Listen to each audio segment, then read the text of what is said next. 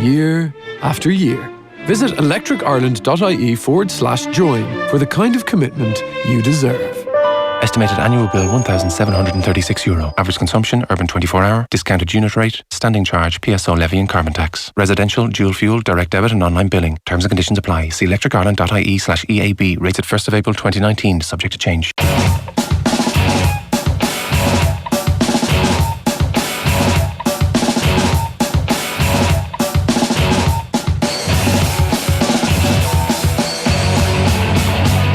OTB AM. Brought to you by Avantcard Reward Plus Credit Card. Powered by MasterCard. Straight up better than your current credit card. Avantcard DAC is regulated by the Central Bank of Ireland. It's 7:30 on this Monday morning. This is OTB AM, and that was one of the most incredible sporting weekends we've had in a long time. We've got it all covered between now and 9:30, from the Super Overs to the Super Eights. We've got the tennis covered, we've got the hurling covered, we've got Tommy Rooney in studio. There's a lot to talk about, Tommy. Morning, Eoin. What's the crack? Oh, what isn't the crack? What was your highlight of that weekend? That weekend, my highlight was that the fact that Meath put in a performance and didn't get hammered. I'm only messing. My highlight was probably David Clifford's free from the sideline in Fitzgerald Stadium when it hit the back stanchion, went over the bar. To be honest with you, I'm not going to lie, I'm very annoyed this morning with the cricket and with the insane nature of the men's final as well at Wimbledon. That completely stole Kerry's thunder yesterday. It's really annoying. It's been an unbelievable weekend for Gaelic football. It's been Gaelic football's weekend. It's finally usurped hurling for the first time in about 3 years. And next thing the cricket comes along and the tennis comes along as well. Did you catch much of that cricket yesterday? Not really, no. I didn't at all.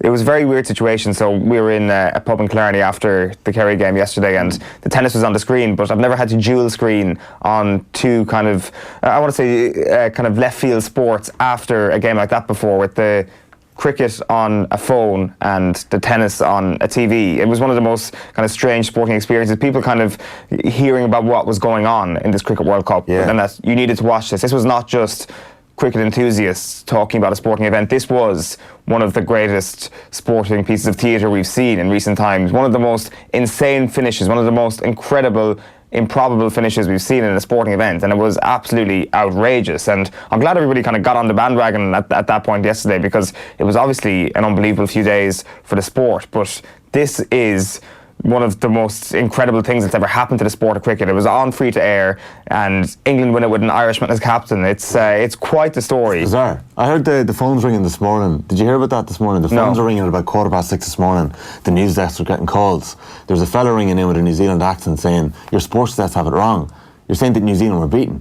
And the boys are like, they were beaten. Like, they lost the World Cup final. So they're getting calls all morning saying, I don't really understand the intricacies of that. But just in the dual screening, people were just screening the tennis and the Wimbledon yesterday, but like, that's what they're doing with the hurling and the GAA all day as well. Yeah, it's true. It was a crazy weekend. Packed weekend, not to mention the fact that we also have one of the biggest comebacks in Gaelic games ever, really, when it comes to Dermot Connolly stepping back into the Dublin fold, announced pretty casually by Jim Gavin, I think, on Dublin Fan TV or TV or whatever it's called. It was amazing. The manner in which he did it was just so nonchalant. He just slips it in the most Jim Gavin way possible. But come back to the weekend. You talk about Kerry asserting themselves as All-Ireland favourites again. All-Ireland favourites. Well, there's the team best placed to not win Sam Maguire, as we've been putting teams in at number 2 in our power rankings. Well, that's obviously where I was yesterday, and we're going to have Anthony Moyles on very shortly to kind of give his take on what happened in Killarney yesterday. It was astonishing. It was absolutely astonishing. I certainly didn't see it coming. I obviously predicted Mayo would win the game last week, and that wasn't being a cute who or anything like that. The evidence that we had in front of us suggested that Mayo could cause Kerry a lot of trouble. Yeah. That did not happen at all.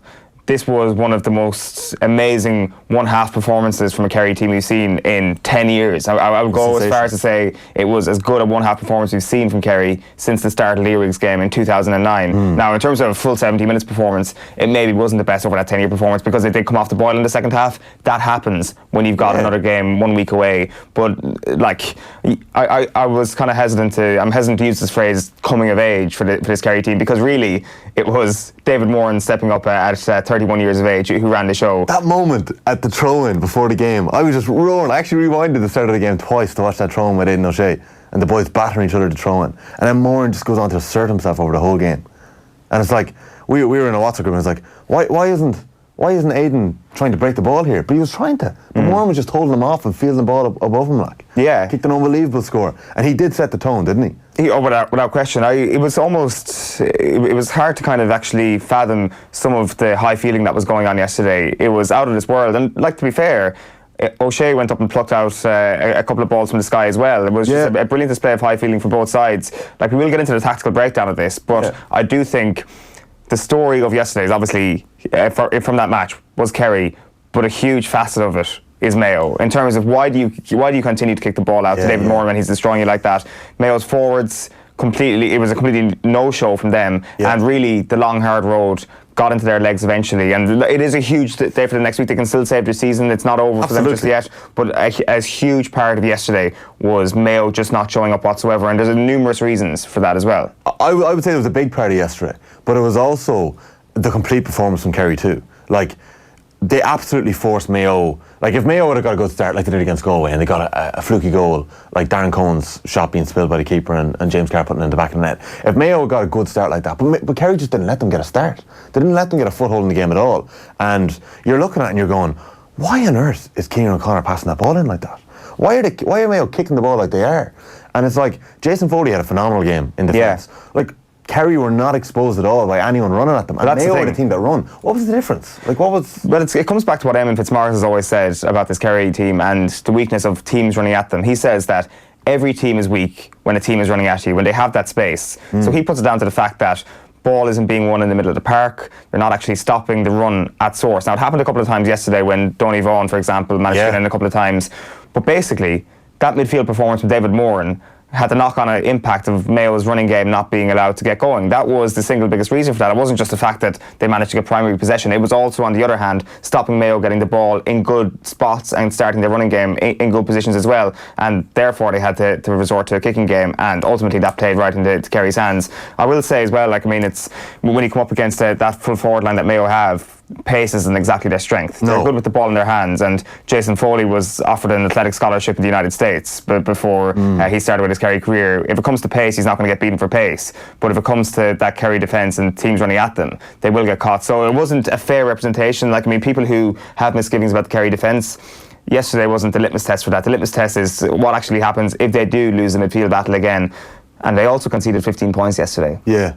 Like, if this was a masterclass from a team defensively, they still conceded 15 points. But Dublin conceded 117. Yeah, and that's part of what they do, and that's all well and good. And so what do you reckon when they face Donegal, we'll get a better idea of what Kerry are? I think this Sunday for sure is going to tell a lot. I would, at this point, make Kerry favourites for that. I think it's all been completely turned upside down by that performance yesterday in terms of winning this Super 8s group. And really, at this point, I do think it's going to be a Kerry-Dublin All-Ireland final. And you need to win the group. You do need to win the group. This is a million miles away from the way I was feeling last week. I just did not think that some of these players still had this performance in them. But there's also the potential of what can still happen next. James O'Donoghue, who wasn't great yesterday, was taken off at half-time. His performance could come back into it. A lot of talk about O'Donoghue before the game, that he was flying in training. And that's what they were saying. I know he started in the first couple of minutes. But so did I. I don't think he was as bad as some Kerry fans made out yesterday. I think he was just outshone completely by the likes of Clifford, and Gainey had a really good game as well. I watched a lot of the Donegal. I watched the whole Donegal game against Meath. Meath slipped into the lead in the 53rd minute. Like, I played unbelievably well, completely asserted themselves, banished the ghosts of the Leinster final. Like, Meath are limited, and I think they were limited completely and exposed in the fact that Sean Patton and Michael Murphy completely dominated. Not dominated, but set the tone in terms of how Meath were beaten in the last 15 minutes and taken apart. In the same manner, in a completely different manner, the way Cork were absolutely ripped to shreds in the last 15 minutes, Meath were as well. I was in the high two for Tyrone and Roscommon, and like, Tyrone's defensive game is just on another level. Roscommon just couldn't break it down in the second half. So I think Kerry, when they face Tyrone and they face Donegal, if they do face them, they'll be very, very interesting games. Because it could be a Mayo, or it could be Dublin-Tyrone coming out of the other Super 8s group. Yeah, like, while our infamous power rankings have Donegal ahead of Tyrone at this point, I think it seemed like Kerry would struggle more against a team like Tyrone at this point. Your power rankings are Kerry 5th last week. Yeah. I had a lot of arguments with you last week about the Meath position, but Kerry were 5th though. Based on fact, like, the 5th best team based on the performances this year, there will be a shift in the power rankings tomorrow. Spoiler alert, Kerry are moving up. Kevin Kilbane was raving about the atmosphere in Killarney at the weekend. It was very good, very good. I didn't meet up with him after the game. I said I'd leave him alone. Wouldn't be one. I even just said off social media yesterday after the game. I was like, no matter what I say now, I'm not going to be collected, or I'm not going to be put together, and I'm most certainly not fit to have a conversation with anybody from Mayo at this point. Any clashes with Mayo fans? No, like not at all. No, they were in muted voice yesterday for some reason. I'm not sure why, but we leave that there. The Kerry dogs were out in fine voice, as Sean Kavanagh described them. So yeah, we're going to get Phil Egan in just a moment to go through the rest of the papers. Tommy, thanks for popping in and giving me your weekend take. So your highlight was Mayo, or Meath being ahead for just that couple of moments. Derek Campion's point in the 53rd minute at True Meath in front. That was my highlight. That's the only thing the weekend was missing, was a good Meath win. But we will get into all the football analysis at around 8 o'clock with Anthony Moyles. Let's tell you what else is coming up on the show this morning. Here's our running order on OTB AM. We are live until 9:30 this morning. The sports pages coming in just a moment. The Super 8s, as I mentioned, then at 8:05 in the company of Anthony Moyles. Then we're getting stuck into yesterday's hurling as well. It was also a massive day in Croke Park, kind of flying under the radar with everything else that's going on. Daithi Regan will be joining us. The cricket and a little bit of Manchester United, but mostly cricket with Daniel Harris at 9:20. Wimbledon 2019 with Colm Boohig then at 9:05. He'll be popping in to talk about the two finals at the weekend. The sports news with Phil Egan at 9:05, and of course Deal or No Deal at 9:15. Before we get into the back pages, have a look at this. Join Off the Ball in Abu Dhabi this November 17th to 23rd for the inaugural Off the Ball Open. With flights from Dublin, 5 nights in a 4-star hotel, golf on 2 championship courses, gala awards dinner, Peter Lorry golf clinic, and a live Off the Ball roadshow. You can also hang out with some special guests, including Kevin Kilban and Kieran Donaghy. The inaugural Off the Ball Open. Book now at CassidyTravel.ie and check out offtheball.com. You're welcome back. Phil Egan is here. He's going to be going through all the sports pages with us. But what was your highlight of the weekend? Oh, so many.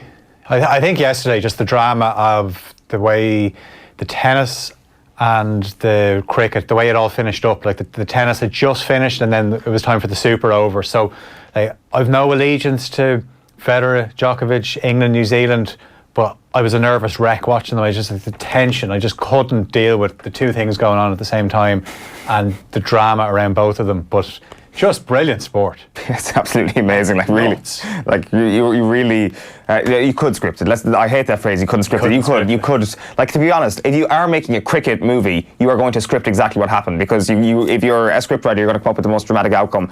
If you're going to script it, you would have scripted it exactly how it went yesterday. Absolutely ridiculous. We'll get into the idea of whether or not it was the right way to decide a World Cup final a little bit later on. A lot of people unhappy that perhaps boundaries is what's being rewarded rather than wickets. But they're the rules. I mean, you could say the same thing about the tennis. Like, Federer won more games than Djokovic. Yeah. Lost 3 tie breaks. You know, won his 2 sets a lot more convincingly and ends up losing. So, like, that's just the way the rules are. Yeah. Tough is what Phil Egan is saying this morning to the two losers yesterday. We're going to start with our sports page roundup with the Herald this morning, and it goes with "He's back, Connolly returning, icing on the cake," as Gavin's drive for 5 gathers pace, and Dubs percentages are off the scale. This is Paul Curran's big match verdicts, and Kerry sending out a signal, they say, on that one, and Royals fall short again. We may as well just talk briefly now about Dermot Connolly. This is astonishing. We had heard about this last week after his application or his visa or whatever happened wasn't accepted and he didn't get into the United States. We heard a couple of days later that Dermot Connolly was returning to the Dublin panel. The problem is, we've heard this story before. We'd heard previously that Dermot Connolly returning to the Dubs was a sure thing, and it ended up being just rumour mill. It ended up being not true. Now it is true. Jim Gavin has said Dermot Connolly is back in with the panel, and really, as a neutral, you have to be excited for it. As a Dub, are you excited for this from a purely competitive level? Do you know what? If you'd asked me a few weeks ago, did I think Dublin needed Dermot Connolly, I would have said, they don't really. Like, they're doing okay with them. But watching Dublin in the last few weeks, when they empty the bench, some of the players that are coming off that used to have the impact are not having the same impact. Yeah. And I think there is definitely a role there for Connolly. And I just think as well, the way Jim Gavin just threw it in, and obviously this was coming from an in-house video that the Dubs did. So there wasn't even a question that you could follow up with. It's like, sorry, Jim, what did you say? Well, for anybody who missed that, let's actually have a look at how Jim Gavin announced this big news. Last night's game was tough. A lot of tired bodies this morning, but the guys will get as much recovery as they can. They'll all go back to work in the morning, but in Monday morning. But we'll try and get a couple of sessions in this week. And it's good. We had got James McCarthy back on the pitch, Eoin Morgan, Johnny Cooper. Dermot Connolly's back training with us. Rob McDade's back. Peter Burn Coffee is with under 20. So that is Jim Gavin, the joltster there, just slipping that in casually. Yeah, sorry, Jim. Sorry, go back there now. You just said something there. I just want to ask you there. What did you say? And I also love the fact, I want to know, by the way, if every Dublin player is back in work this morning. Yeah, I'd say they probably are. Are they? I would say a Super 8's win over Cork. They get back to the routine, get back to whatever you do best for the next couple of days. This is only a mere kind of small little excursion on your route to the Drive for 5. Like this is very, very interesting. So you think about this idea that Dermot Connolly comes back now after what happened to him not getting into the United States. As in, this is obviously, if this turns out to be a great move for Dublin, which I suspect it might be, he'll be looking back at that visa application not going through as a pivotal moment in Dublin summer, which is such a bizarre thing to think that this actually had a material impact on it. So, like, what happened before then? Like, you could have the question, did he not want to come back to the panel before then? Perhaps he did, but at the same time, he probably wanted to go and, make a good summer for himself in the United States as well. So both of those things can be true. The question is, what sort of shape is he in? By all accounts, he's in very good shape. Yeah, he's always in good shape. He always looks after himself. You remember a few years ago you saw him with the sleeveless training top on, he's built, he's an absolute unit, so he's going to be now. In terms of will he be up to speed, that's why you bring him on as a sub. But I think actually something, you were in Killarney yesterday, you probably would have seen firsthand some of those Mayo players that haven't had much game time, it caught up with them yesterday, where they didn't have that sharpness. But Dermot Connolly is one of, well, I suppose James McCarthy will be coming back in, Johnny Cooper, but Jim Gavin can manage that he probably can keep those lads on the bench for another few weeks as well. But Connolly will, you just want 20 minutes from him. Think back to the final a few years ago when it was him that won the free that Dean Rock kicked. And he was brilliant before that as well. Yeah.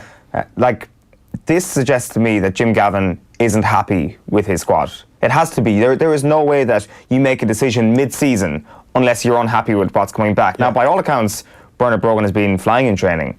But is he happy with the level to which he's flying? Is he at the level he was before? He obviously is not. He's aging. That's not happened. But clearly, Gavin is looking at his options now and saying, this isn't good enough. We need to look outside and bring somebody in. Now, the fact of the matter is, when you're saying this isn't good enough in comparison to Dermot Connolly, most people are not good enough in relation to Dermot Connolly. So he must have information that this guy's playing at a level close to where he was at in 2017 when he last put on the blue jersey for the Dublin seniors. So I'm very excited about what's coming here. This is clearly Dermot Connolly back to a level where he is, from me putting two and two together, playing at a higher level than Bernard Brogan is right now, who's apparently flying in training. We'll see how you feel, right, as a Kerry man in a few weeks, if we do get that Kerry and Dublin final that you think we will, and Dermot Connolly comes on and changes the game. Well, last time Dermot Connolly played against Kerry is black-hearted, so it's happy memories actually, and in a league final win for Kerry in 2017. Yeah, there's the element of this that he just brings such a lift to Croke Park from everybody when he comes on. It's not just the hill that roars when he comes on, it's also the kind of gasp from the rest of the crowd saying, the player that they love to hate. Nobody actually hates Dermot Connolly, but in that wide heat of battle, the opposition supporters love to see Dermot Connolly not succeed. He's a fantastic player. As a football fan, I'm absolutely delighted to see him back, and this is just another twist in what's been a brilliant summer for football so far, and at the end of what was a really good weekend from a football perspective as well. Croke Park on Saturday night obviously was where the Dubs are at, and the provincial grounds though have made this great. Yeah, and as well, what a weekend for the Dubs just to kind of slip it in that Dermot Connolly is back. But watching the Roscommon Tyrone game, Roscommon got within a point in the second half, and you thought, right, this is on, Roscommon have it, but then what did they go, 20 minutes without scoring, and Tyrone just saw the game out.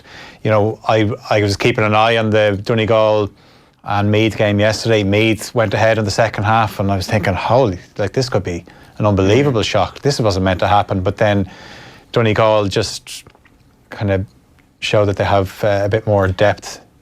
Yeah, for sure. Well, I will say about that Meath result, had Meath won that game, that would have been the mother of all shocks for a number of reasons, because Donegal are in a better position than Meath at the moment, but also because of the back door and like the intensity with which these qualifier games are coming at. Like having seen Mayo firsthand yesterday, they were absolutely shattered. Yeah. I've got no idea how some of those players managed to keep going until the 70-something minute yesterday. Absolutely shattered. It takes it out of you. And that also, by that same theory, just hammers home how impressive that Tyrone win was on Saturday. It may not seem it at the time, but the bookies had it as a 4-point spread. They got it bang on this occasion. There was a reason why it was only a 4-point spread for a team who seemed as impressive as Tyrone. That was a big, big win away from home. Tough qualifier route for them as well. Mayo were out on their feet yesterday. So there's a number of interesting storylines there when it comes to who's actually in form, because I do think the qualifiers kind of changes it a little bit.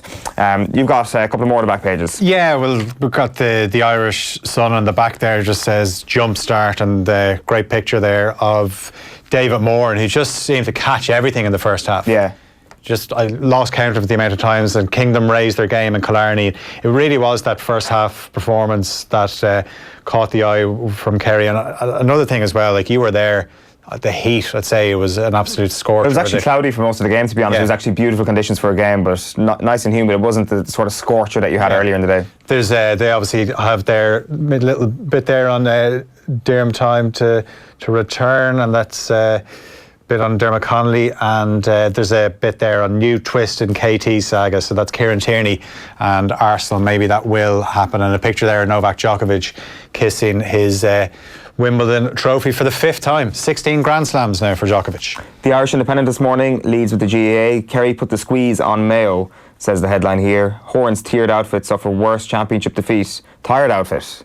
Whenever I see Horan, I think tears and John Horan, but it's James Horan's tired outfit suffer worst championship defeat in 13 years as Clifford and Co. set searing pace. Great picture there of Sean O'Shea and David Clark, kind of representing the shift in mindset from the league final, perhaps, that Kerry weren't going to get bullied yesterday. And Cork remain hurling's sleeping giants is the consensus from the hurling writers today in the Irish Independent. Yeah, back of the Mirror Sport, and it's picture there of Cillian O'Connor, who obviously broke the record yesterday himself, but Mayo fall over cliff edge, and shock return for Connolly, beacon blue, and then a picture there, Dublin Morgan top of the world after the most thrilling game in history, and then Djokovic outclasses Federer in classic on centre court. Was that the most incredible finish to any sporting event ever? Not one for hyperbole. Yeah, it's like, but given the probability of this happening being absolutely minute, it has to be right up there. Oh, absolutely. And it's given the stage it's at, World Cup final. Yeah, it's definitely up there. The fact that it was in England, it was the hosts, and you know, a lot of people that, well, they were the number one team going into the World Cup, and they had a few hitches during the tournament, but they got to the final. And I was thinking going into the last ball when Archer's bowling, I just thought if New Zealand get the 2 runs off this, Eoin Morgan is gonna get slated for putting in a rookie. And his first ball in the super over was a wide ball. And you thought, geez, this is high pressure. Morgan has put his trust in Archer, and if England are beaten, as I said, Morgan would have been slaughtered, but now he's the toast of England. He's made threes and made dance. Yeah, I know, like it takes a lot for her to dance. She hasn't improved on her dancing, but yeah, it's interesting. Like, it's just the attention it's getting from here. I know there was a report on the RTE News last night from Rush Cricket Club, and they were so proud to see somebody that had played cricket there lift the World Cup. But then there's a lot of Irish people thinking, yeah, fair play to him, but is there any need for him to be singing "God Save the Queen"? What do you think? I wonder when it became a thing for him. Yeah. Because he got criticised by a few people for not singing it. I remember, was it Piers Morgan, who claims to be Irish himself, said, personally, I want to see my captain sing the national anthem before a match. And Morgan wasn't singing it. So when did it become a thing that he decided, today I'm going to sing it? But I've got no issue with it personally. No, look, we know why he went over, and he's fully vindicated for that decision to go and play at the highest level. He's just won a World Cup. Yeah, but there's also the actual British link with Eoin Morgan. His mother is British, and he has a British passport. Like, if you flip the thing entirely, that is like the Irish football team and the granny rule. And it's actually closer to home. It's actually closer to Morgan and the Granny Rule. If we saw them singing the Irish national anthem, we'd be like, fair play. Yeah. So the same standard applies. I've got absolutely no issue with that. The back page of the Irish Daily Star is good as gold. Classic Kingdom lay down a marker. And clubs to vote on changes. So clubs are set to vote before November's FAI Cup final on a new structure for the League of Ireland. This is following discussions at the weekend. They hosted a National League strategic planning seminar in Abbottstown, attended by all 20 league clubs. So this is Kieran Lucid and his proposal for an All-Ireland League being presented. And you've got Magic Morgan on top of the world there as well. Yeah, we've got the Irish Examiner here, a lovely picture there of David Clifford coming off the pitch at Fitzgerald Stadium in Killarney, and what a game he had. And it says, the cliff edge, Kerry's attack sizzles, while questions mount for Mayo. And then there's Anthony Daly, conclusive proof there is something missing in this Cork group. And spare a thought for Patrick Horgan, scores 3-10. The goal that he scored when he was on his knees was unbelievable, and he was still on the losing side. Yeah, sure. Definitely one of the best losing performances we've seen. Man of the match for sure yesterday.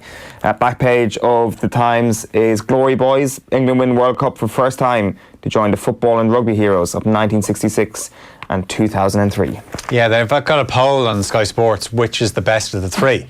They're trying to rate them. I'd still probably put the 66 World Cup. 66 as an achievement in a truly global sport has to be the biggest achievement. Yeah. But in terms of the insanity, like as dramatic as Wilkinson's drop goal was, yeah, like you just can't come anywhere close to what happened yesterday. Yeah, we've got the Irish Times here then, and you'll see the Kilkenny and Kerry clicking at the right time. That's Malachy Clerkin, and there you'll also see Gavin says Connolly is back in training with champions Dublin. And then there's also Woods rolls up to Portrush for Open prep. That's ahead of the Open, which starts on Thursday. I know Jordan Spieth was trying his links warm up there in Portmarnock over the weekend. Oh, was he? Yeah, they put up a picture of him in his shorts driving one down. So yeah, they're all going to be there. And Bernd Wiesberger obviously won the Scottish Open, and he's somebody that's pretty good on links. But I wonder, has he gone too early? Has he gone? He scored too early. Back page of the Irish Daily Mail is Connolly back. Dublin A set for recall after return to panel. And Cork falls short yet again. Paul Keane reporting from Croke Park. Meanwhile, their tennis headline is Djokovic outguns Federer in epic. And on the cricket, they say Morgan leads England to dramatic glory. Yeah, the Guardian now, obviously, it's all about the England cricket team. And I think that is the headline winner right there. Champagne super over. Everybody's got it though. Yeah. Like, I mean, the Daily Telegraph as well, Champagne super over this morning. I guess if it's there, you got to use it. Yeah. It was also on offtheball.com yesterday. They've obviously decided, that's obviously me there, sorry. They've obviously, yeah, we'll get your mic turn back on there now in a sec. They've obviously decided that... Yeah, so we'll get your mic fixed there in just a moment. Just to go through some of the other back pages, I'll just grab the Racing Post off you there. So the Racing Post this morning on the back page leads with England as well. On top of the world, they say England lift Cricket World Cup after crazing in-play betting twists. The front page of the Racing Post, meanwhile, is It's O'Brien again. Japan gives Ballydoyle more Group 1 success in the Grand Prix de Paris.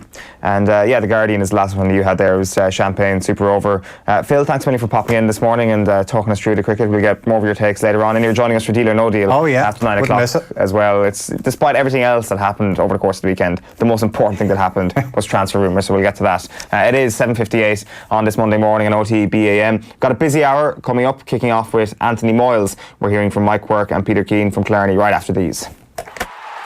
Join Bruce Betting now for a risk-free first bet up to €100. That's right. New Irish accounts can enjoy a risk-free first bet up to €100. So if your first bet loses, we'll refund your stake with a free bet. Now that's giving you more. Bruce Betting. In-store, online, and now on your phone. T's and C's apply. Please gamble responsibly. See dunlewy.net. Join Bruce Betting now for a risk-free first bet up to €100. That's right. New Irish accounts can enjoy a risk-free first bet up to €100. So if your first bet loses, we'll refund your stake with a free bet. Now that's giving you more. Bruce Betting. In-store, online, and now on your phone. T's and C's apply. Please gamble responsibly. See dunlewy.net. I hear you some wiring needs a fixing, ma'am. The name's Buzz. on account of my work. No chance. Not all cowboys ride horses. All safe electric registered electrical contractors must give you a certificate of completion that shows their work meets approved standards. Find one nearby on safeelectric.ie. It was a really impressive performance from Kerry, obviously. From start to finish, they did everything that you could possibly want them to do. Right from their goalkeeper, there would have been question marks. Defensively, there was question marks. Midfield, there was question marks. And they answered all those questions resoundingly. I mean, they were the more impressive team by a mile. They had all the dominant personalities. And it was just really, really encouraging. And obviously, Peter Keane, the rest of them play it down. But, from the Kerry supporters that packed this place, that was everything you could ask for today. Is it too simplistic to say that Kerry needed this to get the support? Not that they didn't have it, but you know what I mean, to galvanise it, I suppose. Yeah, it's a part of it, and it's a young team, and it's a new management, obviously, and there was a 24-year record on the line as well that Kerry hold, and that they haven't been beaten here in that long, and you don't get there by chance. So obviously this is a fortress for Kerry, and when they're playing on home soil, it means a little bit more, and it's a little bit of an advantage, obviously. And everything they did was hugely positive, from the way they kicked the ball, their movement, everything was just ticked every box, really.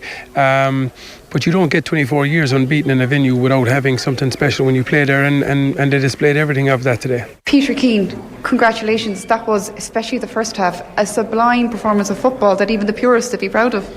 Thanks, Mara Trassa. Yeah, look, we're reasonably happy. It was important. I suppose your home game, the first round game, to try and get out of it, and look, we're reasonably happy we get out of it. That's the most Kerry answer I've ever heard. Reasonably happy. Well, sure, I suppose, look, do you want me to say I'm jumping out of my skin? I would be with that performance. Well, look, you can jump away, I won't bother. Look, it was a game we wanted to win. It's a new series after the Munster Championship. It's a new series, it's a 3-game series. And again, it's just, like I said, it's very important to get off. But we're happy how we played, yeah. I suppose you'll always be looking for room to improvement, and I suppose the one place, if I was looking for anything, was concentration dipped perhaps in the second half, which is understandable when you see the leads that your team had built up. Possibly, yeah. By the same token, the heat that was out there, Mara Trassa, was savage, and you could see that the team were going to tire as the game was going to go on, So, but look, at the same time, they were back, they were defending, they were still working very, very hard. So look, we're reasonably happy. Finally, Croke Park now next weekend. Yeah, we got to get the bus ready and oil it up and fill the tank and get it going for Dublin next weekend. It looks like you've got the dirty diesel out of your system anyway. Well, you don't ever know where it'll come from. Peter Keane there speaking to Mara Trassa in the aftermath of yesterday's game. About a million analogies there, Anthony Moyles. How are things? I'm good, yeah, certainly was. Should he be jumping sounded happy. He did. Should he be jumping out of his skin this morning? I wouldn't be jumping out of it just yet. I have to temper it a little bit. I felt, I thought, listen, of course they were full value for their win, okay. But Mayo were definitely tired. I was thinking about the game after 15, 20 minutes, and I was kind of thinking, like, really, why did I get kind of caught into the Venus flytrap that was being set by Dar O'Shea and various others? Now, I'm not going to mention you, but there was this kind of feeling of Mayo, and there was always going to be a kick out of Kerry. When you have Dar O'Shea kind of questioning you and questioning David Moran, that he was being bullied, etc., you were always going to get it. And right from the off, you could see the tone being set, right from the throw-in. It wasn't just a little bit of handbags. There was most definite kind of, listen, we're standing our ground today. And you could see the intent from the first 10, 15 minutes, first 5 minutes, really, where they just drove at Mayo. They took them on from every single angle. And I think they just outfought Mayo, but they also tactically kind of outthought Mayo. And the funny thing about the Super 8s, much the same as the qualifiers, games can be won and lost in those first 15, 20 minutes. And after the first 15, 20 minutes, Mayo had a mountain to climb, and it really was all over. So what was it about those first 15, 20 minutes that gave Kerry that huge lead? A couple of things. I thought Gainey was unbelievable for Kerry. I see people talking about O'Brien and Clifford, but if you watch Gainey, like the first 6 or 7 scores, he had a hand or part in each of them. I thought he led the line brilliantly. He drifted out at times and then created a space for Clifford inside. He attacked them 3 or 4 times and got fouled for easy frees. I thought he was a real handful, and it's his first game now in a while where he has really stood out and showed his leadership there as kind of one of the elder statesmen, I suppose, of that forward line. I think, people are going on about, more in the midfield. He was on Vaughan for a lot of it. And the Kerry, the Mayo kick-out wasn't that bad. They went short a good few times. When they came under pressure, then they tried to go long. And it was just kind of like Moran kicked an unbelievable score and then plucked one out of the air over Vaughan's head right after, and they got another score. But Mayo misfired big time, Eoin, with regard to their game plan, because I think they tried to expose the Kerry full back line, and they weren't expecting Enright to be sitting in and creating this kind of bit of a shield. And he was in there and he was doubling up, and he cut out a number of balls that were kind of misplaced. And the amount of balls that Mayo gave away in that final third, for a team of their experienced, the massive experience that they have, they seemed rushed as soon as they got past midfield. They were trying to force it. They were trying to get balls into Cillian O'Connor and Cohn, and it just wasn't working. And instead of running the ball and trying to go at the heart of Kerry, which is where I still think there's a few question marks at Kerry, they continue to try and kick these balls, and it didn't work out for them at all. Some of their main players, like Kevin McLaughlin, I think the first time Kevin McLaughlin touched the ball was about the 9th minute. He got on a ball nearly in his own half and popped the hand pass. Like, he was non-existent. And for a fella who was so important to them and so important to their tempo as well, Kerry did a very good job on him. They obviously decided, right, we're going to man mark him and just take him out of the game, and they did that. So, for all of what Kerry did in those first 15, 20 minutes, which was very impressive, Mayo still had chances and still had plenty of ball, but kicked an awful lot of it away. And when they kicked it away or gave it away, Kerry punished them. Yeah, I'd agree with you, and that's not like downplaying expectations or anything like that. I mean, when loose ball is there, defenders still have to go and win it, but ultimately it wasn't great distribution into the full forward line, a full forward line that doesn't have a lot of pace anyway.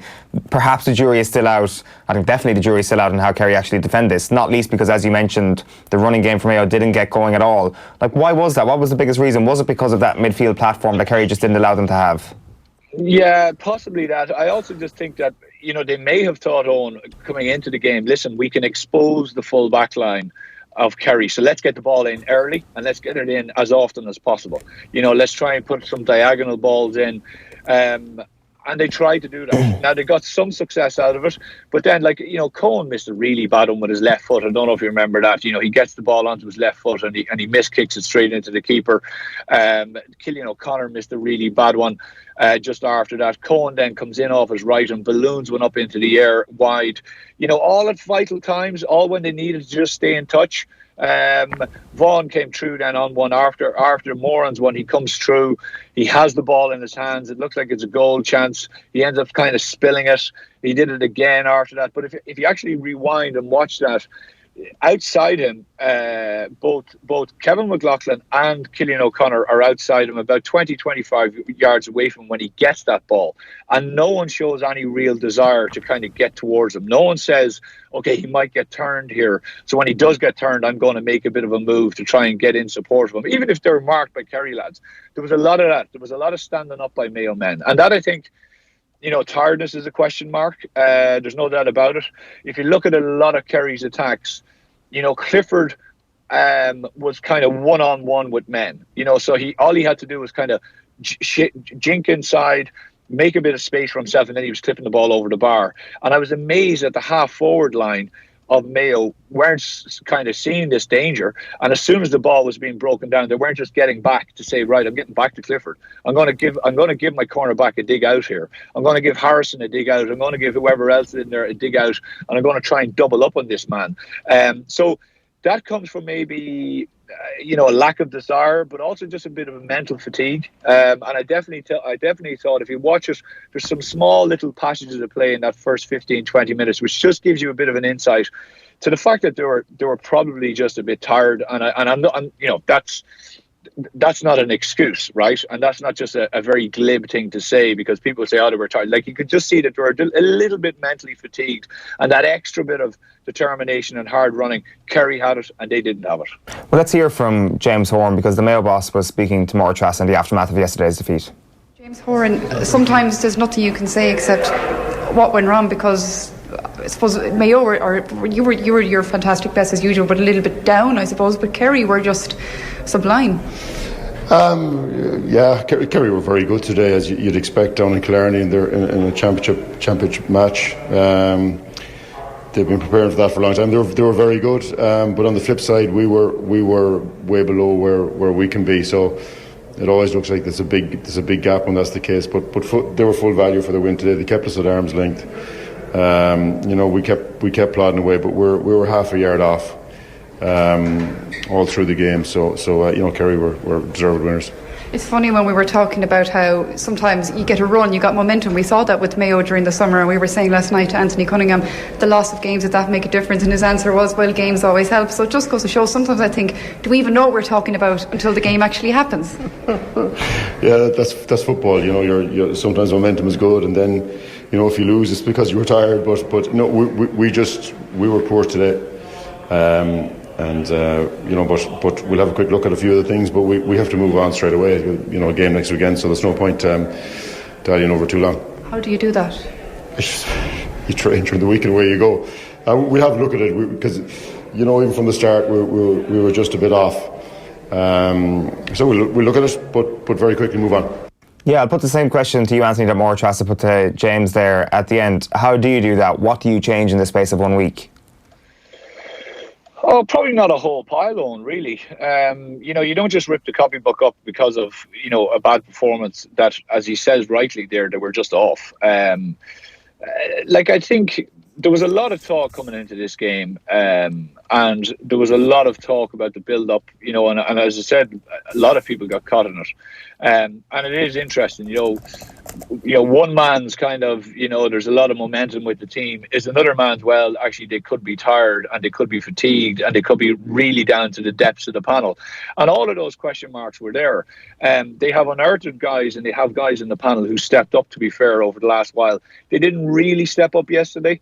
And again, where you needed them to really step up and take that Kerry challenge on, they didn't. Look, Killarney is a very, very tough place to go. As Mike Quirk says, there are 26, 27 years, whatever it is, that record.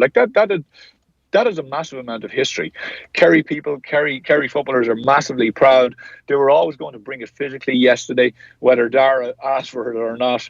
They were always going to bring it. They were always going to bring it tactically. And they were always going to try to get a really fast start. And that fast start really broke the back of Mayo. There was an audible, on 4 minutes, as I say, when Cohen kicked that really bad ball into the keeper's hand, there was an audible sigh in the stadium. You could sense it. It was kind of like, oh, because right then, literally 30, 40 seconds later, the ball goes down the field, a beautiful move. Clifford gets it, steps inside, bangs it over the bar. And it was kind of like, well, that's really the difference between these two teams today. One is just a little bit off it, and the other one is very much on it, especially from a forward's point of view. Do I think Kerry are the finished article? No, I don't. I still think there's question marks. And as I said, I still think there's question marks down the middle, the spine of that defence. Do you think that the answer is potentially out there yesterday? Because, I don't want to put words in your mouth, but it seems that it could be the answer, what they did yesterday. We just don't know it yet because Mayo were so poor and you can't really judge it on yesterday. Do you persevere with that exact same lineup, like Enright in that role in front of the full back line next week, just to kind of give it the full litmus test as to how effective it is? I think it was very effective, and I think it did prevent that running down the middle, although Mayo didn't really, until the second half, try to expose it. It pushed them out more left and right. But I think teams now will analyse that, and they say, okay, well, if he's in there, where do we need to get the ball and where can we expose him? Enright is very, very good, a very good player, very, very strong physical player, but if you talk to even Kerry people, they're quite worried. He gets a lot of fouls against him. He gets yellow cards quite easily. So he's a guy I'd be saying, well, actually, look, if you are, you got to go at him. You got to try and take this guy on. If he's standing in a central position as a kind of a second number 6, we have to try to expose him, go right down the gun at him, and make him have to actually use his body to tackle you. it's like everything on, and this is a great thing about the Super 8s. You know, you're going to have to analyse exactly how they change things and try to say, okay, well, there's a bit of weakness here, there's a bit of weakness there. And on the flip side of the coin, you know, how do we defend up against Keane and Clifford? How do we sort ourselves out? I didn't think James O'Donoghue was very good yesterday. I thought he was a bit off. I know he got a couple of scores, but of the two who were really, really impressive, well, the three really was O'Brien, Clifford, and Gainey. Like they were masterful yesterday, and they really took everything to Mayo. Have we seen the template from Donegal then already this year, say the Tyrone game, where they can actually handle that? I mean, when they went to a blanket against Tyrone in that game, the McShane impact was completely taken out of that encounter. The thing is here, though, Kerry have a number of options. They have a number of direct options. Can they just apply that Tyrone template to Kerry next Sunday? I think they can. Like they impressed me against Meath, you know, because they were under pressure. Like Meath had them in bother as well. Meath ran at them. They had fellas coming off the shoulder. They didn't really kick. They tried to kick in a bit more ball into the full forward line, Meath, and then have runners off. But you know, Meath probably could have had one or two more goals, but Donegal could have had one or two more goals as well. Jamie Brennan blasted one or so over the bar. That was a great game, I have to say. It was a real humdinger, but Donegal impressed me. Like at a moment in time when Meath went ahead, which unfortunately they could have had a goal before that with Shane McEntee's shot over the bar, and they could have tried to get 3 or 4 up. Donegal just closed the door. Like they just slammed the door shut. Michael Murphy slammed it shut. And Meath have been priding themselves in this year on turning teams over, especially from a defensive point of view. But Jesus, like they hardly turned Donegal over, because Donegal are unbelievably good at shifting the ball. They have fellas who run angles, forwards who run angles, Murphy runs angles, and they have McBurty just coming around on the loop constantly looking for those little passes, and it is so difficult to defend against, because they actually don't hold on to the ball. They very rarely bring the ball into tackle, and the only time they actually will carry ball if they're in space. But as soon as they get up into your opposition, you know, you're 40 metre, 50 metre out from goal, it's all really quick, intricate hand passing angles, and then they get the right fellas on the ball to take the shots. Like there was a score that Murphy got off his right foot in the first half, which was just, you know, if you could watch it again, there's about 4 different angles ran by guys. He actually originally started to score, but then he ends up on the kind of stand side waiting, and then he comes in onto his right foot on a loop, gets the ball, bangs it over the bar, and it was so simple. And one thing I would say, Donegal were getting their scores easier than Meath yesterday, but you know, Meath can be very, very proud of what they did, but that Donegal team are a serious unit. What did Meath do to cause them that bit of trouble, that they got that 1 point lead at a big stage in the game? Well, you know, they had done extremely well first half. They had, I think, tagged a number of their main guys. You know, Lavin was having a great game on Brennan inside. The Meath full back line had done well. You know, the goal was just a slip by Conor McGill, really. He'd read it really well, got out in front. It was a bit of a killer goal, to be honest, because Meath were really competing well. But they came back again at it. Brian McMahon was having a ferocious game up front for them. Meath were a little bit reckless with some of their shooting, and like Mayo, you know, again, the final ball in that final third was missing a little bit kind of some guys taking shots on which shouldn't have been taken on, and some guys trying passes and hand passes that just weren't there. When Meath actually started to control it a bit more, and they probably showed a bit of a template as well for other teams. They swung the ball left to right. They made the pitch big, and then they looked for runners coming really, really quick down the middle. And they attacked Donegal as well on that spine. And again, I think the 6 position and the 3 position for Donegal are a little bit suspect. And if I was coming up against them, I would be looking for a really hard running game coming in off the wings. You know, maybe a pop ball inside, but then have runners coming hard down that middle, you know, kind of the 6th and 3 channel, because I think that's where Meath exposed them. And, you know, bar a really brilliant tackle by Frank McLean. I don't know if you remember that one on Killian O'Sullivan. People were saying it was the penalty, but it was absolutely a brilliant tackle. Like that was at a vital time as well. If O'Sullivan had kind of got that bounce and passed the Donegal fellas, I think he would have slotted it. And it was a really good chance. And even the one prior to that, where they came in, the disallowed goal, you know, again they showed that hard running, at that full back line, cause problems. So I think that's something that Donegal will be mindful of, and they'll definitely have to try and repair before the next day. Well, for sure. I mean, any team that has designs on winning an All-Ireland championship and they have problems at 3 and 6, surely there's alarm bells ringing with that regard.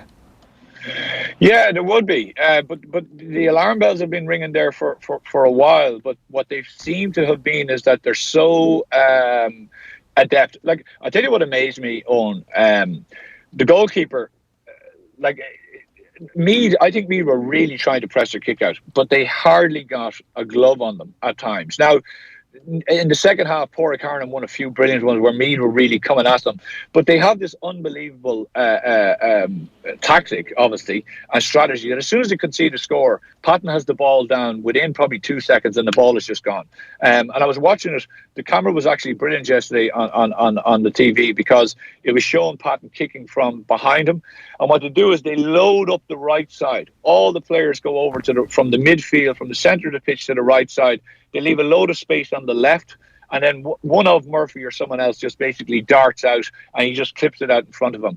And once he has the 2 or 3 yards and he's such a big man, he just wins it out in front, claims the mark, and away they go. But I have to say, the difference between the two teams massively yesterday. Never mind the last 6 or 7 minutes, because Meath were trying to come forward and look for goals.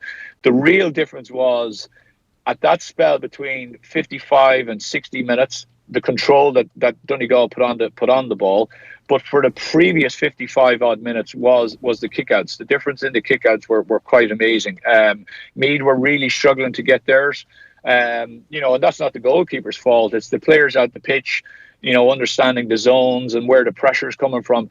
And Donegal were just they really were getting the ball back pretty much at their ease from kickouts, which is a big thing, and which is going to be a massive help for them come Croke Park. Yeah, it certainly will be. Let's talk about what did happen at Croke Park on Saturday night. Dublin 5-18, Cork 1-17, and it's hard to kind of put it like this after conceding 5-18, but it seems that Cork come out of the game with a lot of credit and that they approached the game in a correct way. Yeah, it is. It's amazing. It's so disheartening. You're thereabouts for 60 odd minutes. And it's funny, it was actually mentioned on the TV that it was actually at 61 minutes. I don't know if you remember, but Mark Collins missed a free. And you could kind of see again, the Cork lads, there was kind of a bit of an exhalation of air. And literally from that moment on, Dublin just went bang, bang, bang, a couple of goals. And it was like just in the blink of an eye. I think it was 2-2 to a point over about 3 or 4 minutes, and all of a sudden the game's over. The last goal was just, I think, just shows you why this team are just absolutely so good. Because I think they've 3 of the best footballers, in the country playing at the moment. So they've Cluxton, they've McCaffrey, and they've Fenton. And if you watch the goal, Cluxton puts it down. He bangs a kick out to McCaffrey. McCaffrey wins it, takes it on. He has Philly McMahon on his right shoulder. McMahon is called for the ball. He ignores that because usually actually he would slip a hand pass. He looks up. He puts this beautiful ball in over the defence onto Fenton, running at full pace. He just takes it, and he nearly takes the net off with the goal. And it was one of those times that he actually managed to get away from Maguire because Maguire had a really good game on him. But it just shows you, this Dublin team are conditioned to play at that level for 90 minutes. Everyone else is trying to get to play against Dublin for 70 minutes. That's what they're trying to do. Cork managed it for 60. And after that, they were gone. They were absolutely blown out. There was guys pulling jerseys, just trying to stop men. You could see straight away that they were really just hanging on. Whereas Dublin looked like they probably could have kept going, as I say, for another 15, 20 minutes, no bother, at the same pace. McCaffrey is just absolutely unbelievable at the moment. He's scarily good, and actually, as an opposition team, you actually have to sacrifice someone. I would actually just have someone mark him. I'd say, listen, don't worry about getting the ball. Just make sure he doesn't get it. I was just thinking about that myself, and we've kind of come up with every superlative under the sun for Jack McCaffrey over the last couple of years. He's still only 25 years of age. You have to consider him as the best half-back that Dublin have ever produced at this point. If not, you could go greater to backs in general or players in general at this point. The guy, he plays the game with there's nothing nasty about him. There's nothing arrogant about him. You know, he does his job. He goes, he flicks the ball over the bar, he turns around, he runs back, and he might even, you know, and he doesn't tap a lad to say, listen, I just did that to you. He actually kind of, you know, I don't know what it is about it. He's a very humble kind of character. But he is absolutely, like, I'd say he's close to being a top player in the country at the moment. He's definitely in the top three. And I probably can't see anyone better than him. Like, I mean, what he does when he injects that bit of pace, but it's not only even his pace, it's his willingness to work back. Like, he works back and he chases fellas back down and he covers runs and, you know, he goes forward for goals. Then straight away he turns and he's off. And he's covering off fellas, and he's just, his willingness, his desire, his brain, you know, he doesn't take stupid shots. He gets into areas where he knows his limitations and he looks to offload the ball. Like, he clipped one really bad wide with his right foot, and you could kind of see him afterwards, like, you know, saying, Jesus, I shouldn't have done that kind of thing. But he actually looked for the past 2 or 3 occasions and there was no one there, and he ended up kind of clipping it, trying to shoot it over himself and clipped it wide. But he is... he's just unbelievable, and he is actually, like, apart from all the threats, Howard was really, really good. Like, he was phenomenal. Cork couldn't handle him either. And in Howard and himself, they have 2 guys that actually deserve. You nearly have to man mark them. You have to say, right, we're going to try to at least man mark these guys, because it's unfortunately for a lot of teams, and Cork matched up well. Cork went man to man. They said, right, we're going to get scores because we're going to be man on man with you, and you're going to get scores on us, and then we'll see how it pans out. And they got some great scores. They could have had more scores. They needed a few more goals when they had opportunities. But ultimately, that man-to-man press that they were trying, you know, really takes it out of the legs. And unless, as I say, you're conditioned to do that for 80, 90 minutes against a top team like Dublin, it's going to catch up on you, and catch up on them. It did. So obviously the big story from the weekend, from a Dublin perspective, from a GAA perspective perhaps, was not just the result on Saturday night. It was the confirmation from Jim Gavin that Dermot Connolly is back in training with the Dublin senior football team. It's going to be a situation, I presume, Anthony, where he comes in on the bench and he might come off the bench. What does this tell you about the way Jim Gavin is thinking? Is he unhappy with what he currently has at his disposal? Yeah, it's a strange one, Owen. Like, I mean, I saw everyone, you know, quite the kerfuffle about it yesterday. It is an odd one, you know. Like, I mean, if he gets his visa sorted out, he goes to America, right? So if I'm on that panel and I'm working away, like if I'm Bernard Brogan and I'm getting myself back from my injuries, and I'm working hard and I'm doing a serious amount of stuff on my own to get back, and I'm really, really, really pushing, and then a guy comes back onto the panel, albeit, of course, that he is the player that he is, and he's been there. And he's won things for them, and he has massively helped them win things. But, you know, his first choice this year was to go to the States. So he comes back into the panel. I'm kind of surprised by it. I didn't think Gavin would be, you know, I didn't think this would be something that he would go for. I thought he obviously would speak to him before the potential America trip and say, listen, you have a choice here. You either go there or you come back in with us. And we'll welcome you back with open arms. I don't know if that conversation happened, but I would have felt that probably would be the natural conversation that would happen. Now, it's not like he didn't decide to go. He was going. And just through the visa mess up, of course, he ends up coming back to play with them. Does it mean that he's worried about his panel? It possibly does. I'm not really seeing... You know, people are talking about the impact off the bench. It's a lot of the guys that have been there before. You know, O'Gara hasn't even been used. Bernard Brogan hasn't even been on the subs. McMenamin's been okay. Dean Rock has probably been the one who's come in, but he's very like for like with Costello. Yes, he comes on when teams are 15, 20 minutes to go. Teams are tiring. Teams are fouling. He sticks the ball over the bar. But I'm not really seeing a massively, you know, fresh, new impact. And also a guy who can spray those balls, you know, who can pass those balls from 50, 60, 70 yards out, which Connolly can do. He gives them something completely different in the lineup. Scully doesn't really do it. Howard doesn't really do it. So, you know, you can imagine as a tired team, you know, with 20 minutes to go, this guy comes off the bench and he now has an ability to ping a ball, you know, onto a guy's chest from 40 or 50 meters already into a tired, or a defence that isn't set up defensively. So in other words, a team that's now trying to chase the game. So in other words, there's lots of space in their own backline, and he's coming in and trying to expose that. That's quite a scary proposition.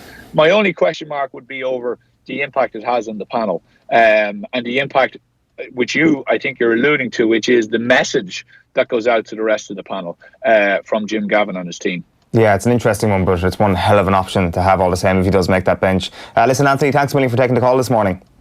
No bother, on. Talk to you soon. Anthony Cheers. Moyles there on the line, and we will be talking more Gaelic football tomorrow morning on OTB AM as we update our Specsavers power rankings. Specsavers is, of course, the official Hawkeye partner of the GAA. It is now 29 minutes past 8 on this Monday morning, and we're talking hurling next here on OTB AM. Daithi Regan is standing by to join us in a moment to look back on the quarter-finals. But first, let's hear from Brian Cody after yesterday's win. They're a top-class full forward line, a top-class forward line, a top-class team, obviously. And, they're very, very difficult to counteract and all the rest of it. But, I mean, I suppose, like all good teams, it obviously starts at the other end of the field, you might as well say, because it's a whole team thing, it's a whole 15 thing, and without the application of everybody throughout the field, it would have been very, very difficult. But I will say as well that, some of our players did have a tough enough time early on in particular, but they showed just real character and real resolve and real honesty and real genuineness, not to just drop the head or whatever it is, and just to keep going to the very, very end. And they're serious players. Obviously, we know that. But again, the application of our players right throughout the field, and again the team, and obviously the panel, the players coming in off the bench, and everybody. It was just a whole heroic effort from everybody. You mentioned the bench. The bench was very influential in the second half, getting 5 or 6 points. They'll be delighted with their contribution. There's no doubt about it. We always talk about our panel, and possibly maybe some of the players didn't get enough game time like in other games, but we were very, very acutely aware of the quality of the way they were playing in training, and the form they were showing and the intent they had, and it worked well for us today for sure. From the frying pan into the fire job, we're in the semi-final, and we're very, very happy to be there, but we know we're acutely aware we're playing the best team in the country. They were the best team in the country last year because they won the All-Ireland final, but they're the best team in the country even more so now because they followed up by winning the league, and their form the last day was exceptional. There's no doubt about that. And I think everybody's strong favourite to come out on top, not only the next day but with eventual honours. But that's a terrific challenge for us to be facing. Brian Cody there speaking after Kilkenny's win against Cork yesterday afternoon in Croke Park. Daithi Regan is now with us on the line. Good morning to you, Daithi. Morning, how are you? All good. So it kind of felt like 2006 yesterday, didn't it? Cork going in as favourites, Kilkenny beautifully going in as underdogs, just the way they like it, and lo and behold they step up with a brilliant performance. Yeah, there was a lot of similarities, and I listened to Tommy Walsh before the game on with you guys, and he mentioned a lot of the similarities, whereby Cork's fast-moving game, very, very pacey forwards, and Kilkenny basically deciding to hurl disciplined and hurl man for man. And it kind of played itself out that way. I did think during the first half Cork were playing the better brand of hurling, but they couldn't really shake Kilkenny. The long ball into Fennelly was causing a lot of problems. Richie Hogan was playing well. TJ Reid was again, like he's done, a lot of teams were double teaming up on him and giving him very little room. But Patrick Horgan, of course, was on fire. But I think there was enough warning signs there for Cork in the first half that Kilkenny just were upping the intensity and ratcheting it up, and at no stage did it dilute. And ultimately what happens with that, very similar to the likes of 06, was it broke Cork's pattern and the ease with which they were able to pick out lovely diagonal balls. Now, they did get a foothold again once Kilkenny had taken a substantial lead in the second half. Carrigan was looking really dangerous, and obviously Horgan scored an incredible goal. But really, Kilkenny then, the way they answered back from that and kicked on was one of the things that stood out for me. I thought the second half was a brilliant game of hurling. I thought the last 20-odd minutes, 25 minutes, was as good as we've seen this year. I didn't think Kilkenny would win, to be honest. Like many, I did think Cork would win. But if you look at the old quartet of Richie Hogan, Wally, Fennelly and Reid in the second half, they were so instrumental. And the guys that they brought in did very well as well. So it was a brilliant performance, and to look at the joy on Cody's face, he gets as much joy now as he ever did when they were winning All-Ireland finals, and that was a big one for him yesterday because he'll have known that a lot of people had them pretty much written off. It was a marvellous victory, very well prepared to Kenny's side. Yeah, for sure. It's intriguing that you bring up that idea of how both sides reacted to certain events in the game, like Kilkenny's reaction after a poor enough start, putting Joey Holden back on the edge of the D as a sweeper was an interesting tactical shift, and really he won it on the sideline, didn't he? When it comes to a plan B or a C or whatever it may have been, Kilkenny came out on top in that department. Oh, there's no doubt, dropping Joey Holden back because they were hemorrhaging really early, and the fact that there was nobody back there. And I note during the commentary, Brendan Cummins had noted that Kilkenny played the Kilkenny way. Everyone will mark a man and that's it. They don't do tactics. And within 4 or 5 minutes, Joey Holden was back. And they did need, and he played very well. He read the game very well. So they adapted very quickly. But it was very obvious that Kilkenny's game plan was to try and get in Cork faces, to break up the flow and the momentum that Cork like to play with. And Cork are very structured. They're very, very quick. They like to use the likes of Harnedy, Cadigan, Horgan, fellas like that with speed. They like to overlap.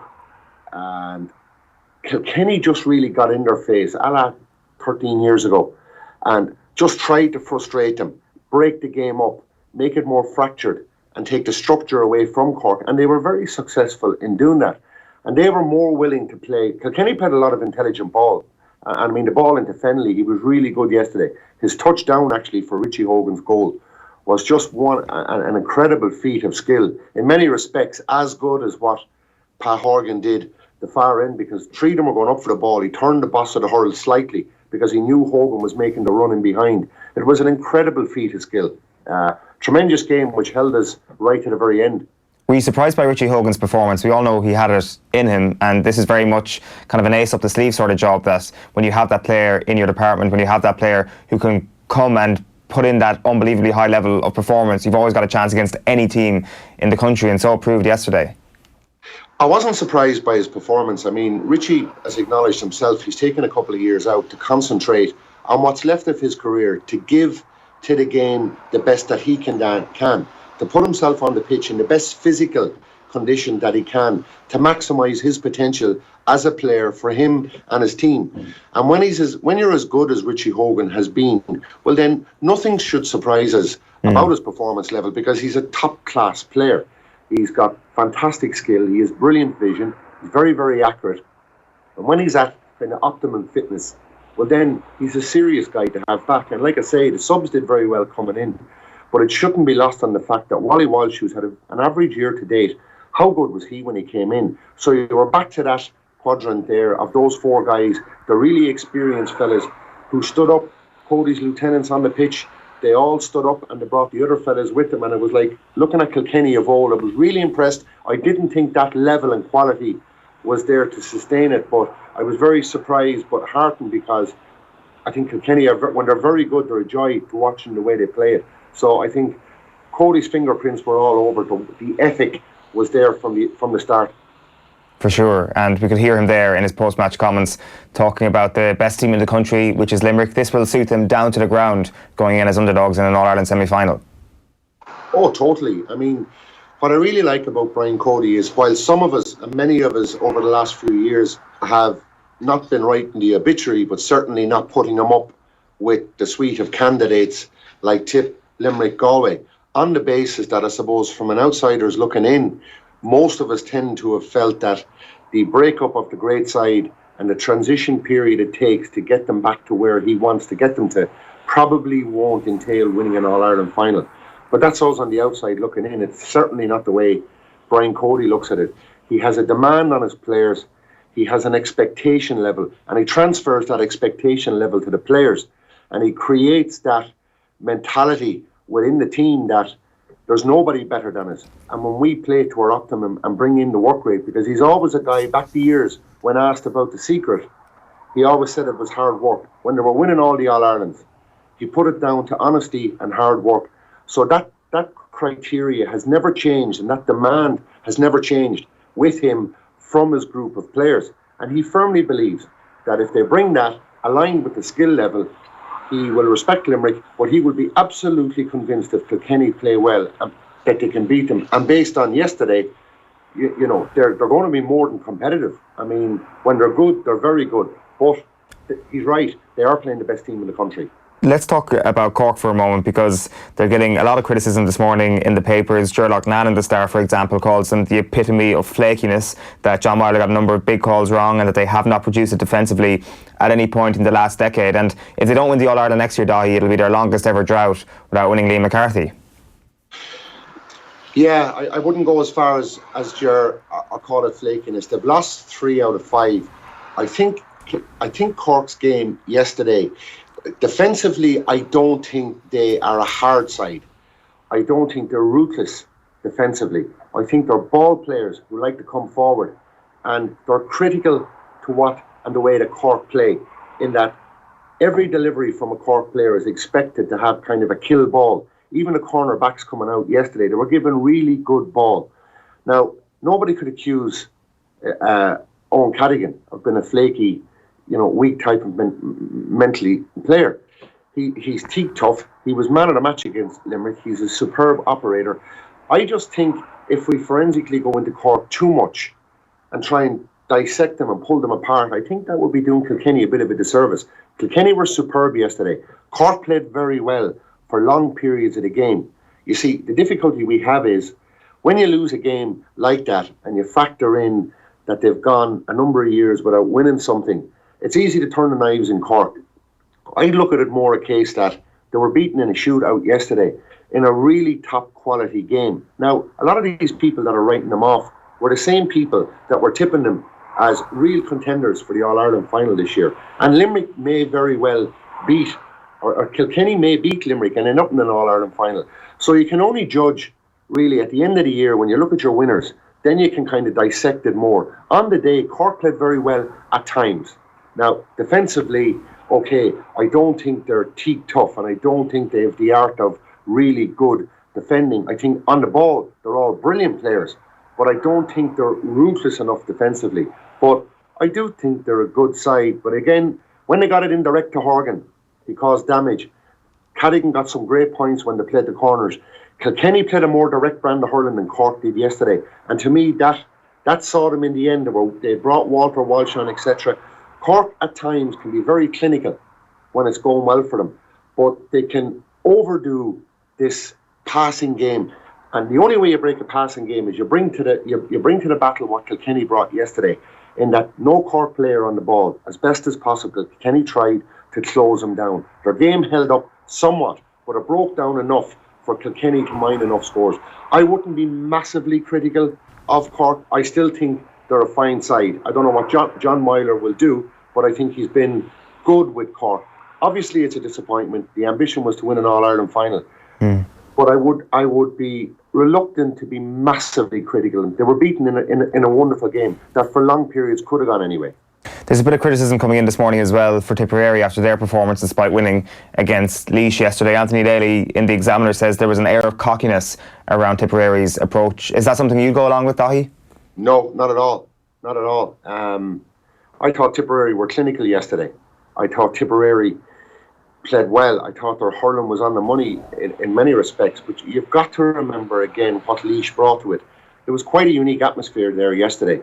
And I mean, for a team to be losing during the course of the game and their supporters to be behind them as much as they were, it was very enjoyable. It was quite unique. I think the strides that Laois have made, I don't think anybody thought somebody from the second region of hurling could make strides as much as Laois have done. And in many respects, it's one of the stories to say you have the top echelon of teams, but when you get a structure, a really good manager and a group of players that buy into it, that gap can be narrowed. I think it's very, very harsh on Tipperary. Like I say, they were clinical. They never looked like they were going to lose it. I thought, like their forwards have been all year, their touch at times was just sublime and brilliant. And I think there was another gear there. I mean, I thought watching the game yesterday that no matter what Tip do, they're on a loser here.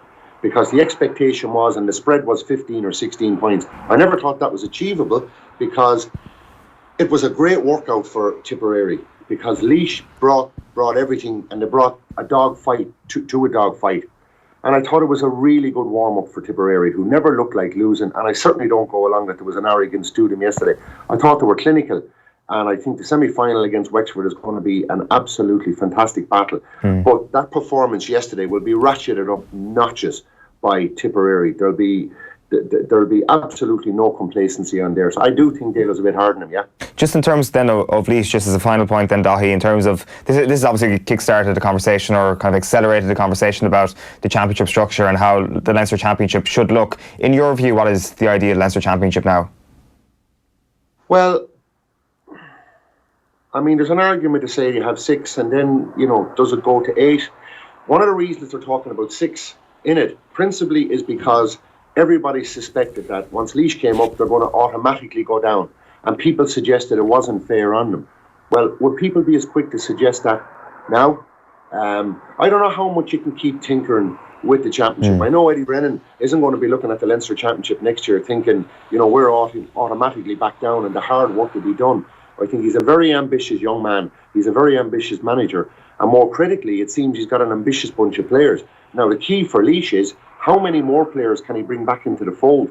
That's an extraordinary achievement to do what he's done, but he can get some of these guys who haven't been involved buying into the mentality. Why shouldn't they progress further? I mean, I looked at them when Cheddar was there, and in 2 consecutive years they were very unlucky to lose to Galway. The 6th element only came into it as a fairness, to Laois, that it's not fair if they go back down. If that's the only reason to make it 6, well then I think Laois have made that argument redundant. Let other teams worry about Laois next year. It's not automatic that they're going to go back down. No, absolutely not. Maybe leave it. Maybe leave it. We can't keep tinkering every single year to suit every argument or every result that comes up. Daithi Regan, thanks a million for taking the call this morning. Cheers, guys. Bye-bye. Daithi Regan there on the line. You can watch anything back that you've missed on OTB AM this morning on youtube.com/off the ball. And we're going to leave the hurling now with a last word to Laois boss Eddie Brennan. Eddie, commiserations first off here today, but what a performance that they put in. Yeah, look, it was laced with heart and guts and all the good things that you associate with this group. And in fairness to them, they set their standards high, and they didn't shy away from that today, because it looked maybe coming into half-time we could have been in for a very painful afternoon. We got a couple of good chances before half-time and we really turned around, we rattled them, and just unfortunately we just didn't do enough of it. And that's what happens on the big days in Croke Park. When you're playing quality opposition, they will hurt you, and they will they'll capitalise on mistakes, they'll force you to make mistakes, and that's where the huge learning is for us. But look, all in all, I'd be immensely proud of the lads. You didn't come in as favourites, but you did give Tipperary a hop. We did, and we gave them a lot of things to think about, and I'd be fiercely happy with how we our game plan and our approach and all the things that served us so well during the year. And like I said there, look, when you're playing quality opposition, they tend to really squeeze you, and that's what happened today. Like that at times, probably our physical condition maybe is not where Tipperary's is at. Like they're a couple of years down the road ahead of us, and that's where you seek those little edges everywhere. You seek those inches, in the depths of winter, and that's the difference when you're coming down the straight. What you're doing with this team has been amazing this year, but you have to compliment the players as well for following and believing in you. No, it's all about the players, and it always will be. If it's our job to get the players ready for everything that they're going to experience on the field, and that's not just a loose statement, that is the reality. I know it from my own playing days, and it's not about that either, but you experience everything in training and in practice and in the gym and all that stuff. It prepares you for the rigours of the championship, and that's our job. And look, to a man, every one of those guys in there, I take my hat off to them. They were brilliant, and they represented everything that's good about Laois hurling today. Eddie Brennan there speaking to Valerie Wheeler in the aftermath of their defeat to Tip yesterday at Croke Park. It is now 8:47 on this Monday morning, and you're watching or listening to OTB AM, the sports breakfast show from Off the Ball. OTB AM is sponsored by Avantcard, powered by MasterCard. We are turning our attention to the cricket now, because yesterday was quite simply one of the most incredible sporting events we've ever witnessed. Daniel Harris, I'm delighted to say, is with us on the line. Good morning to you, Daniel. Hiya. So I was thinking this morning about the idea that this is the most incredible moment for the sport of cricket, which I don't think there's much argument about in terms of drama, in terms of the improbability of it. I think the question really, you have to widen it out to sport in general because of those same reasons, because of how unlikely these events are from happening. This is quite literally one of the most insane things we've ever seen happen on a sporting pitch. Not even just on a sporting pitch, it's one of the most ludicrous things I've ever seen in my life. And that's the beauty of sport, really, is what sport gives you, is it gives you access to feelings, emotions, events that you can't believe, except you have to believe them because they're happening right in front of your eyes. And real life, unfortunately, is not quite like that. And that's why we love sports so much, and that's why we love cricket so much also, because what happened yesterday was very particularly cricket, because you have this drama that unfolds not over the course of an hour and a half, but over the course of a day. And that gives you the scope for lots of fluctuations. And then you end up with this arcane rule that no one really knows what it means and what it's about when the ball hits Ben Stokes' bat and flies off for six. And subsequent to that, the things that you usually use to measure victory, like wickets and runs, also don't do anything. And you end up with separating the teams according to how many boundaries they hit, which also never happens. And the only thing you could be sure of was that wherever the story was going, it was going in its most dramatic possible direction, except you couldn't predict where that was. Is that the best way to decide this, by boundaries? I don't know. I mean, I guess you could have decided it without the Super Over or after the Super Over you could have given it to New Zealand by dint of losing fewer wickets. And that used to be sometimes, not always, but that used to sometimes be how ties were split. The team which lost fewer wickets won. But then we had the Super Over, and obviously the drama of the Super Over gives you another layer of ridiculously. So I guess if the Super Over is tied, you could then go to which team had lost fewer wickets. But I think the whole point of the Super Over is to ramp up the drama. So in order to make cricket a better spectator sport, I can see why they've decided to do it according to boundaries. But no, I don't think boundaries is a particularly definitive way of doing it. The only reason it's definitive is because it is the law, not because it means anything in particular. The amazing thing about yesterday is the fact that it just happened to be cricket's golden goose in terms of being free to air, everybody watching it, everybody having the opportunity to see this thing for free, because this has been a sport that has, I think, unquestionably been harmed by the paywall over the past decade or so. The fact that we aren't getting to see this happen regularly, I guess the flip side of it is you look at what happened yesterday and young people can't be expecting this to happen all the time. No, I mean, I think I wouldn't necessarily tell them that at this point, but I think it would be wrong to say that cricket hasn't benefited at all from being behind the paywall just because Sky have ploughed an absolute ton of money into the sport. But I agree that we don't want it behind the paywall. I mean, we don't want anything behind the paywall, really. But so I think that it's also incredible that the last thing that wasn't behind the paywall was also an amazingly dramatic, the last most dramatic thing that ever happened in cricket, the 2005 Ashes.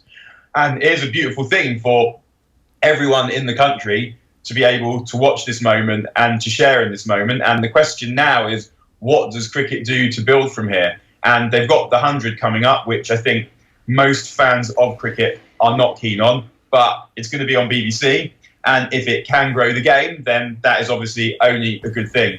So hopefully what's going to happen is lots of people are going to see cricket. And the thing about cricket is it might not be for everyone. It's not as easily accessible as most other sports because it's slower. And that's the beauty of cricket is it's not something that happens to you immediately, where it's not a fast game, it's a repetitive game, and it takes a long time to play. And that's not something that needs to be lost from the game. It's something that needs to be embraced. And I think cricket is probably suffering from the fact that in all areas, people have shorter attention spans these days. And even football, which is short and packaged into a much smaller event, like the kids are watching highlights of football on YouTube. They're watching skills videos, not necessarily sitting down and watching 90 minutes. And so the question is on the one hand, we want to embrace those kids. We don't want to send them away and say, well, you're not appreciating our thing in the right way. We want to say, this is your thing, and you can appreciate it in the way that you want. But we want to help them in the way that you help kids with all things to enjoy it in a sustainable way and in the best possible way that's going to keep them in love with this amazing thing that we have for the rest of their lives. So what cricket needs to do is it needs to do everything possible to get kids to embrace the 100, to embrace one-day cricket, to embrace 2020 cricket, whilst at the same time initiating them into the ways of righteousness, which is Test cricket, and helping them sit down for 5 days and enjoy watching something unfold, and sometimes not unfold, but appreciating it for what it is anyway, and what all sport is anyway, which tends to be spending time with yourself, or better still, hanging out with your friends and with your family and enjoying whatever happens to be going on in front of you. And if it happens to be good, so much the better. Let's get some reaction from yesterday. Here's England captain Eoin Morgan. Do you think the lack of an Irishman got England over the line? We had Allah with us as well. I spoke to Adil. He said Allah was definitely with us. And I said we had the rub of the green. Our actually epitomises our team. It's quite diverse backgrounds and cultures, and guys grow up in different countries and are at the stage of where they're at in their career. To actually find humour in the situation that we were in at the time was pretty cool. That's obviously a very important quote there from Eoin Morgan, the sort of unifying power of this England team, Daniel. Yeah, I've literally just finished writing something about that myself, and I totally agree that when you see a team who are truly representative, it enables you to take joy in their achievements. And in general, taking joy in the accomplishments of other people, which is sort of what sport can be sometimes, feels a bit weird. But when you have this appallingly fractured country and horrific, selfish, substanceless leaders, and then you see Eoin Morgan, who tells the truth, who inspires people, who goes out and does what he says he's going to do, and does it in a way that shows he has a spine, that shows he stands for something, that has morals. And then you see the boys that he leads, how much they trust in him, how much they trust in themselves, and how they represent so much of what is good about this country. If we can't take pride in that, then we can't take pride in anything. Yeah, for sure. In terms of the English public and their view of Eoin Morgan, I mean, since 2015, the disaster at the World Cup, he's kind of taken this team and he's kind of made it more of his own team. There's a real Eoin Morgan stamp on this team now 4 years later. Has that led to the public warming to him a little bit more?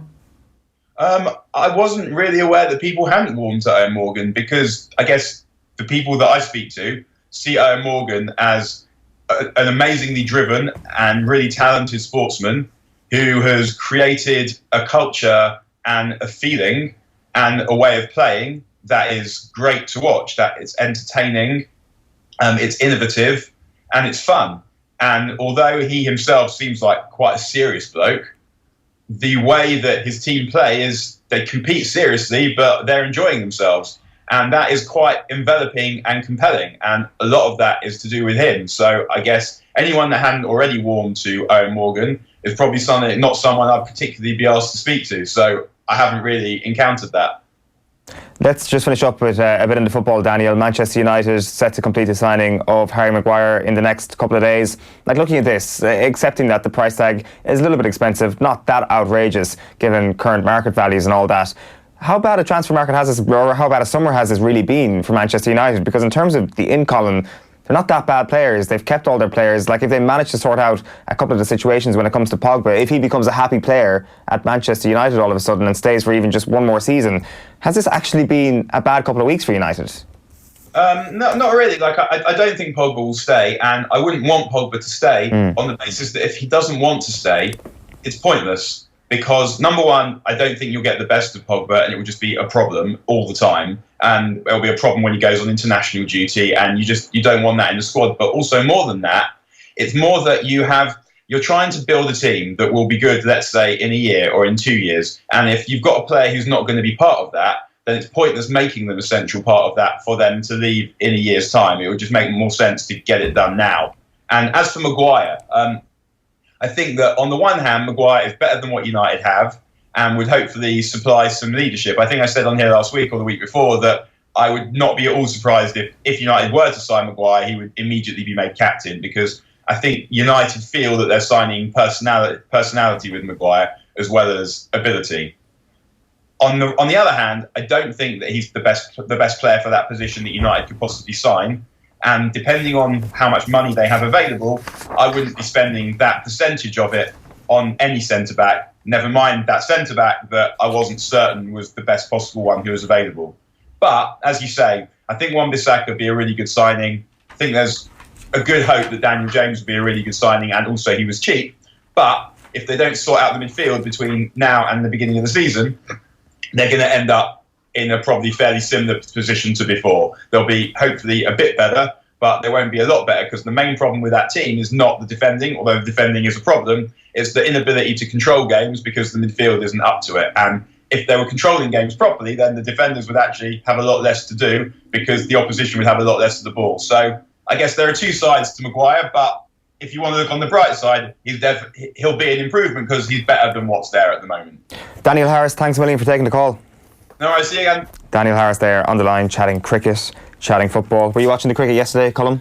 I was trying to, but it was too difficult. There was too much going on. You're into talk tennis. Colm Boohig, by the way, for anybody listening, is with us in studio.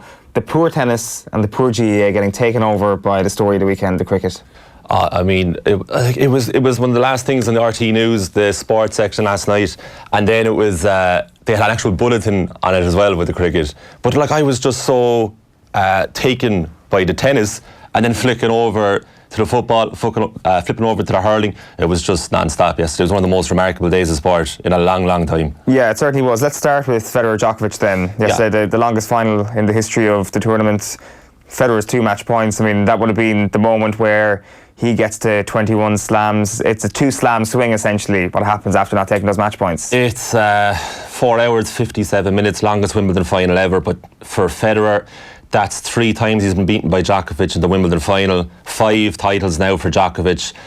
But Federer, I mean, I don't know where he goes from here. He's 38 next month. He had 2 championship points. He's the first player since 1948 to lose the Wimbledon final having had match points. They were on his serve. He had hit 2 aces to get to 40-15 to win the match. It was all set up. He was the better player all game long. As Phil Egan touched on earlier this morning, his stats were so far superior to Djokovic. I mean, I'd have him in front of me. Federer had 25 aces to Djokovic's 10. Federer hit 94 winners to Djokovic's 54. He won more points, he won more games, and yet Novak Djokovic is the 2019 Wimbledon champion. Why is that? Absolutely incredible. Like, is it a freak? Is it something that Djokovic didn't deserve, or are we kind of like painting the stats to kind of say that Roger Federer falsely deserved what happened yesterday? You know, what I was thinking of when it was happening, it was like a quintessential Jose Mourinho-like performance in football. And if you want to get really specific, it reminded me of when Mourinho's Inter went to Barcelona, went to the Nou Camp in 2010, the Champions League semi-final second leg, and they ground out this like backs against the wall ultimate performance to win the match. And it kind of felt like that for Djokovic because Federer was the proactive player. He was so assertive. He was making all the shots. The crowd were so partisan towards him. It was unbelievable.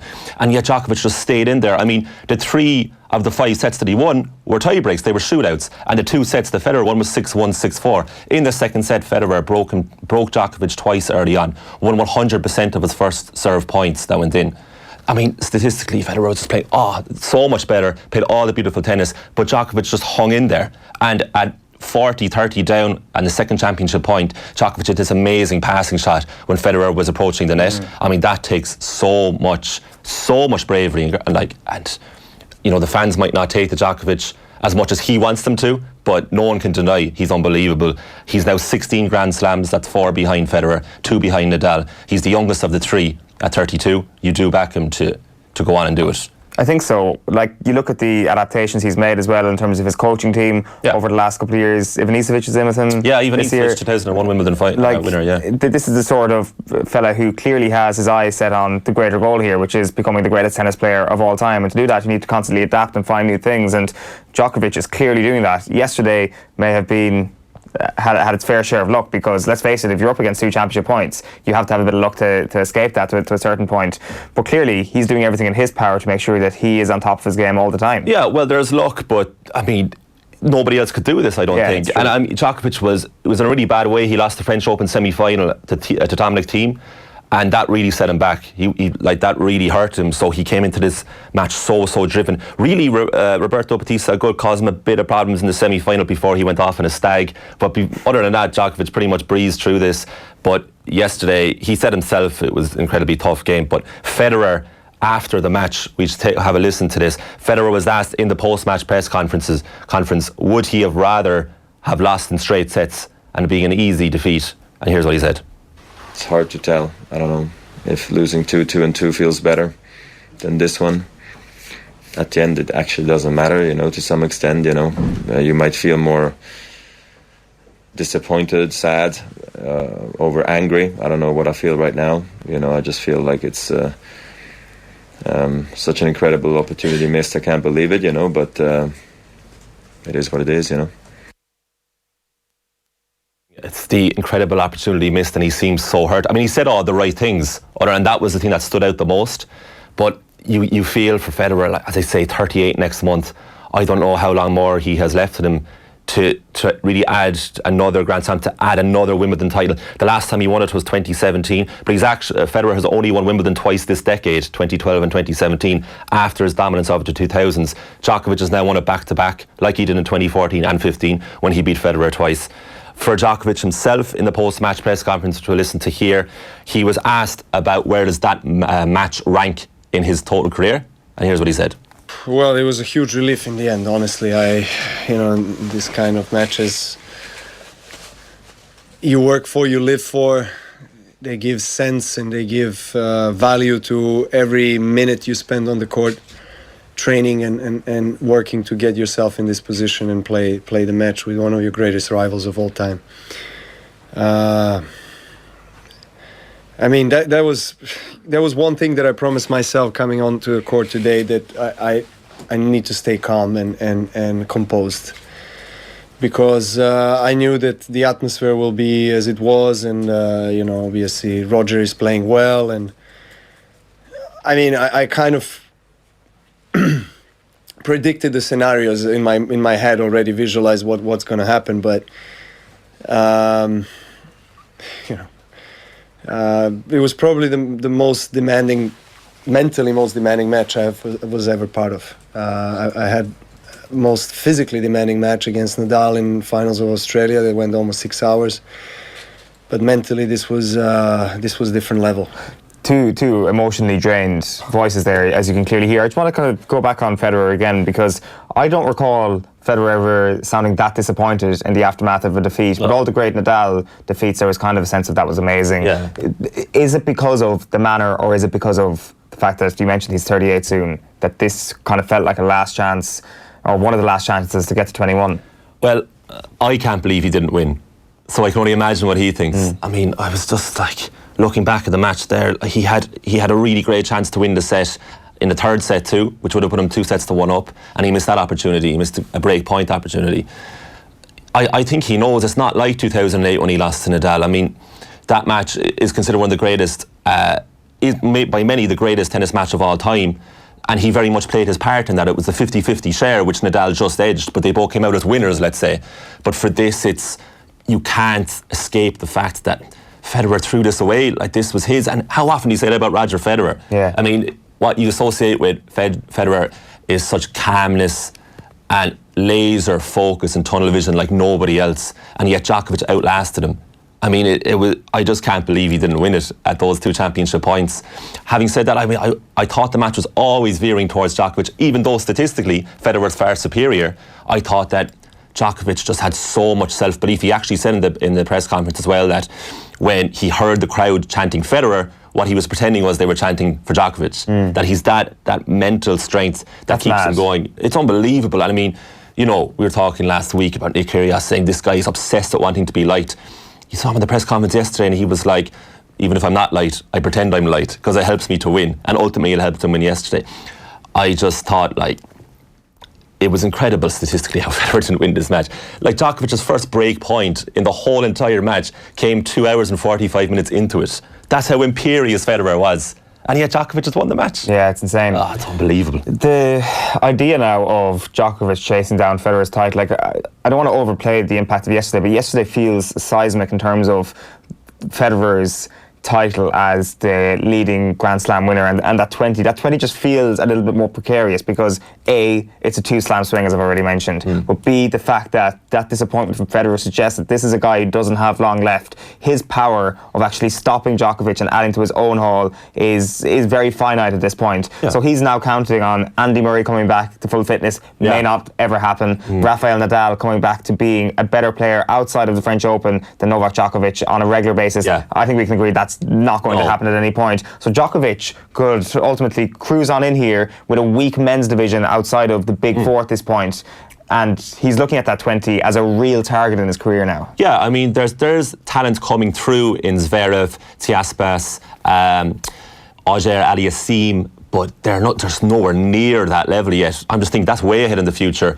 In the meantime, yeah, Murray might come back, he might make the US Open, but he's going to make, tops third round, fourth round at best. He's a long way away from ever returning to his full fitness, to his best, to his 3 Grand Slam winning form, and he's also a year older than Djokovic.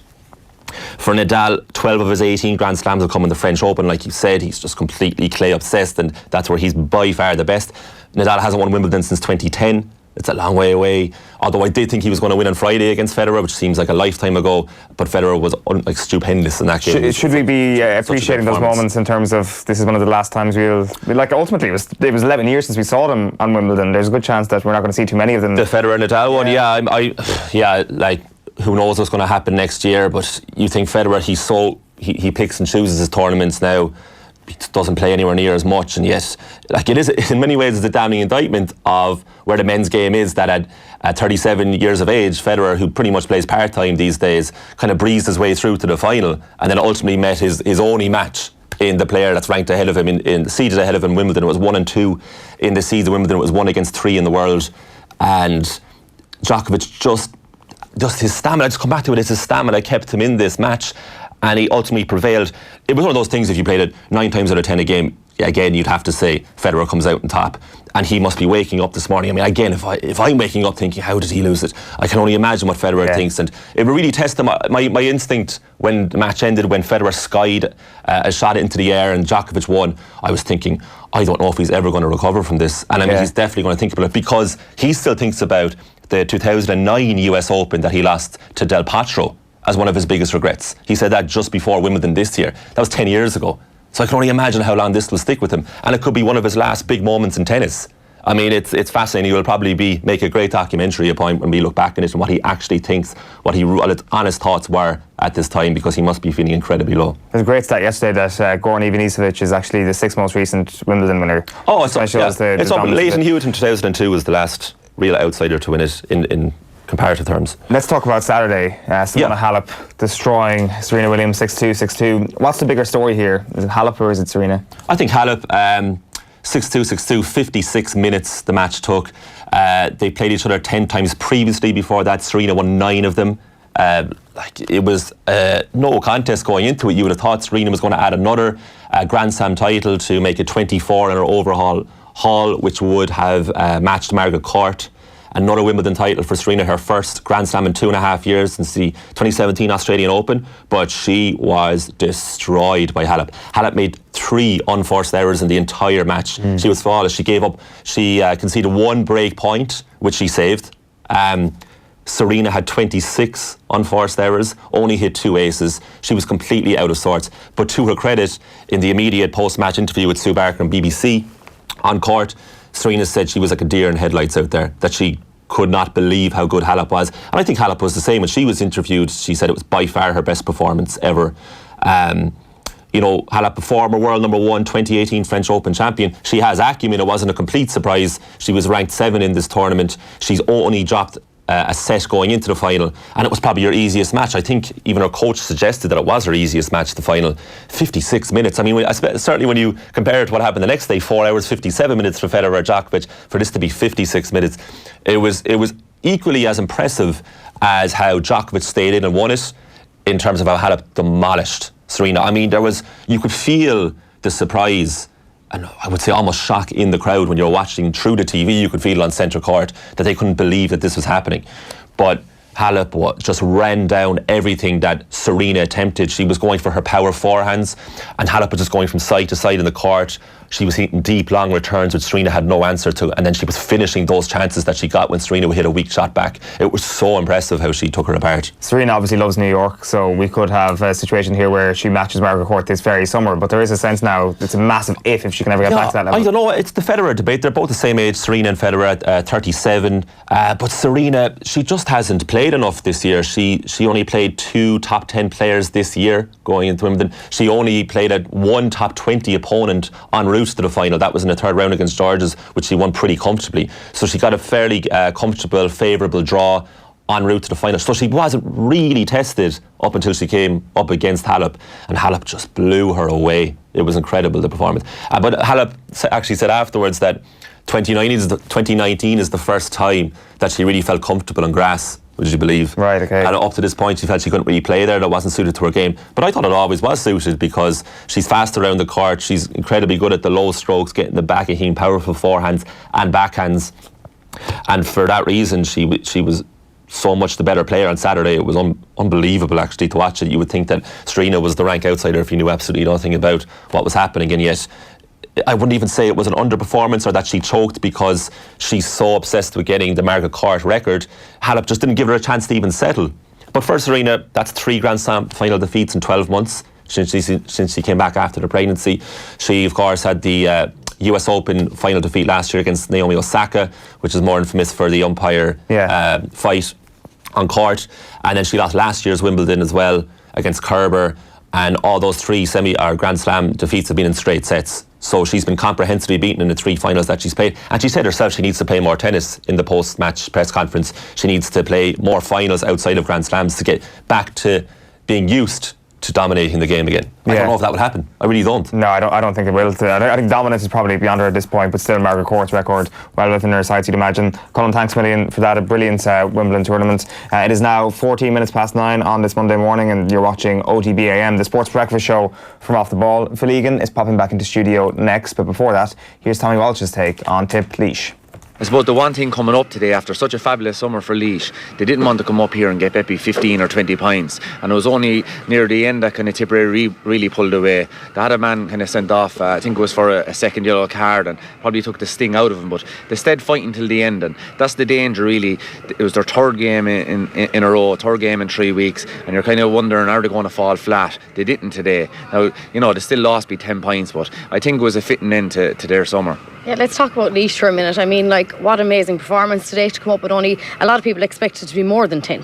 Yeah, they did, absolutely, and a lot of people thought the game would be over, I'd say, after 15, 20 minutes, and, you know, you'd hear word going around that Tipperary will beat them a pint a man, but I think that's the great thing for Laois, is that they proved that, yes, they were all fired up for the game down in Port Laois last week against Dublin.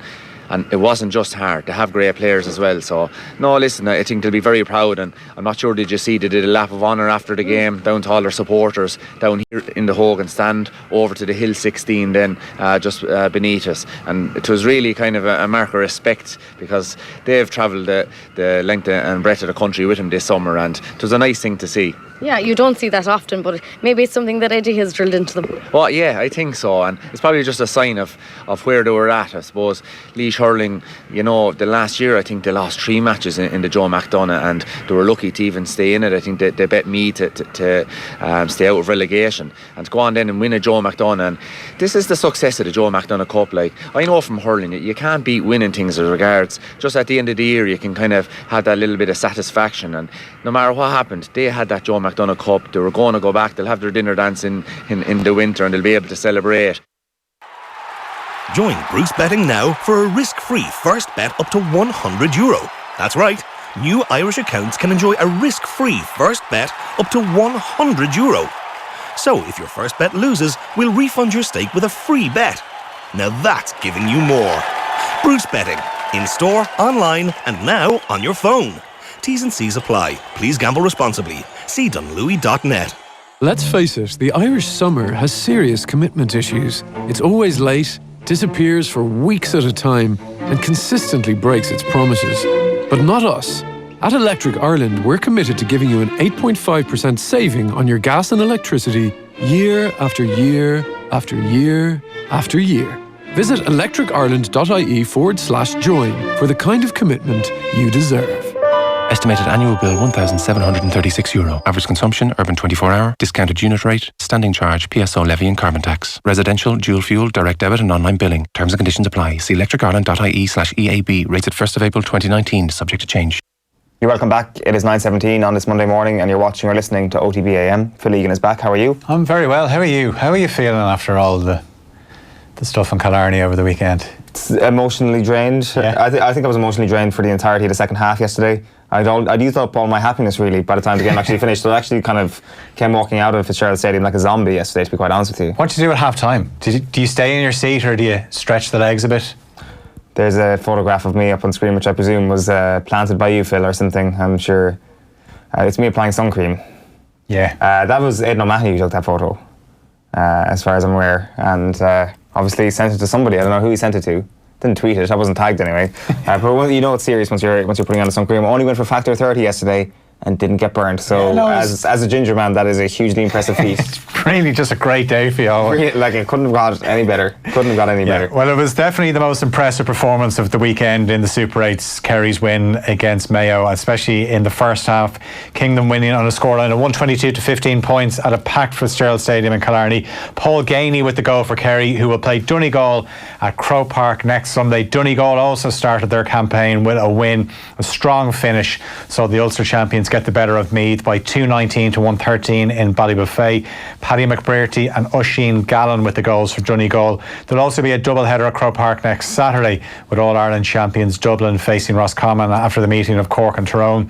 Dublin beat Cork on Saturday by 5-18 to 117. Tyrone beat Roscommon by 17 points to 13 at Dr. Hyde Park. We might even see Dermot Connolly next weekend. He's back in the Dubs panel. Jim Gavin confirmed the news yesterday that he is back training with the Dublin panel, and obviously Dublin play Roscommon at Croke Park next Saturday. Why not throw Dermot Connolly in for the last 20 minutes? Would you? Or just maybe hold him back? I don't know. I like this idea of holding him back. I'm not sure if that's actually the way Jim Gavin's looking at it. He's looking at it as a good fella to bring off the bench, just one of the other subs, even though he's the most outrageously gifted football player in that Dublin panel now. He will be in most football teams around the country, that he probably does see him as just one of the others, somebody who can do a job when he comes on, which is a bit weird when you talk about just such a gifted player. I'd love to see him start. I'd love to just see Dublin say, screw it, let's start him in a game. Maybe up in Omagh. That would be brilliant, actually. Seeing Diarmuid Connolly just thrown into the bear pit up in Omagh. Like, they will win this weekend, you'd imagine. They're at home again, even though nobody else gets a second home game. So they will be up on 4 points this weekend. So they'll go to Omagh, not necessarily needing to win. They'll fancy taking Kerry or Mayo or Donegal or whoever it may be atop the other group, and throw Diarmuid Connolly in. Throw him in up there. That crowd would love him. I remember actually being at a league game in Omagh when Dublin beat Tyrone and Connolly scored the most outrageous point to win it for them, where Dublin blitzed Tyrone in the first few minutes and you thought they're going to hockey them. Tyrone came back in the second half, got it all square. Connolly knocks one over from about 50 yards, just in typical Dermot Connolly fashion, and Dublin won the game. I noticed Dublin kicking the ball long into the forwards a bit more at the weekend. The sort of shackles being taken off a small bit by Dublin. I wonder, is that something that's happened, that we may see the idea that Diarmuid Connolly actually fits into whatever Jim Gavin's going to end up with in 2019? That I do think there's been a tiny shift in their thinking, that perhaps the more regimented way in which they've been playing football over the last couple of years isn't the only way to play. That there may come a time this summer against a Kerry or a Donegal or perhaps even a Mayo where they may need to press a panic button, for a lack of a better term. I wouldn't say they'd ever panic, but certainly a very obvious plan B, and Diarmuid Connolly would fulfil that perfectly. Yeah, absolutely. Certainly one to keep an eye on, and probably won't be named in a team. It'd be one of those late changes that we see so often in GAA. We know that Kilkenny will face All-Ireland hurling champions Limerick in the semi-finals. The Cats beat Cork by 227 to 318 at Croke Park yesterday, and after that Tipperary got the better of Laois by 225 to 118. So Tip will play Wexford in the second semi-final. That Limerick and Kilkenny semi-final will be played at Croke Park on July the 27th, which is the Saturday. Then you've got Tip and Wexford on the Sunday, the day after, the 28th of July. And I think a lot of people felt Cork were the team that could stop Limerick, but after watching Kilkenny, you certainly wouldn't bet against them. Novak Djokovic made it back-to-back Wimbledon titles to claim his 16th Grand Slam, 5 Wimbledon titles in total now, and the world number one did it the hard way by saving 2 match points in the final set before eventually going on to beat Roger Federer in a 5th set tiebreak. 12 games apiece, longest ever Wimbledon final. First time this has happened where they've gone to a 5th set tiebreak, and it was Djokovic who won. He won all 3 sets in tie-breaks. Dublin and Eoin Morgan captained England to win their first ever Cricket World Cup in the most dramatic final at Lord's. England and New Zealand went to a super over. They finished level after 50 overs. New Zealand needed 2 runs off the final ball, only got the 1. England were crowned champions. The Open obviously gets underway at Royal Portrush on Thursday, and Austria's Bernd Wiesberger warmed up for that by winning the Scottish Open, beat Benjamin Hebert in a playoff. Both finished up on 22 under par. Rory McIlroy was the only Irish player to make the cut, and he finished just outside the top 30 on 13 under par. The Republic of Ireland under-19s begin their European Championship finals campaign today in Armenia. Tom Owen's side will face Norway in Group B. That group also consists of France and the Czech Republic. Kick-off is at 3:45 Irish time. They expect temperatures to hit the mid-30s in Yerevan. And also one game tonight in the SSE Electricity League Premier Division. UCD at home to Bohemians, and it's a 7:45 start in Belfield. Okay, so I'm really excited to announce our next Off the Ball Roadshow, our Super Value Roadshow. It's going to take place on July 31st in the Dr. Crokes GAA Club in Killarney. Nathan Murphy will be the host alongside Kieran Donaghy, Darren O'Sullivan, Pat O'Shea and Sean Boylan, with some more GAA legends still to be announced. It's an exclusive off-air event, so the only way to enjoy it is to be there on the night. Tickets are free, but you must register and show proof on the day, either by printing your tickets or having them downloaded on your smartphone. It's all a thanks to Super Value. Head over to offtheball.com/events now to get your tickets. It's 24 minutes past 9 on this Monday morning, which means it is time for Deal or No Deal. And Monday's lead story is naturally Manchester United, Phil, and Harry Maguire. Conflicting reports regarding where the English defender will play his football this season. The Sun have Manchester United making an £80 million offer. That's been accepted by Leicester City, and he's preparing to do his medical, whereas the Telegraph believe Brendan Rodgers and co are still waiting for a call. Surely it is going to be done sooner rather than later, Phil. Enormous fee one way or the other, it says here. What difference can he feasibly make to Manchester United? Well, I know you had Daniel Harris on there a while ago as well, and I think he was spot on when he said that of course he's going to make them a better team. And the fee, look, that's just, it's funny how it comes up, the fee. It's not as if the United fans, like, people will start ridiculing United fans for the fee. It's not as if the United fans are the ones that are paying the fee, and Manchester United have the money. The question is, does he make them a better team? And he does.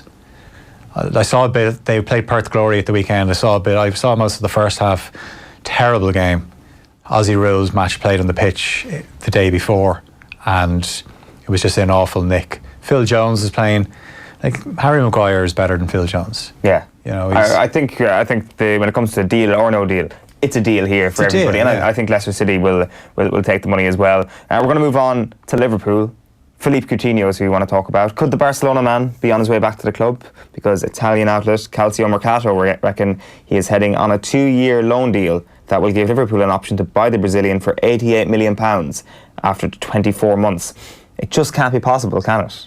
What would possess Liverpool to want him back, given how things have decidedly improved in his absence?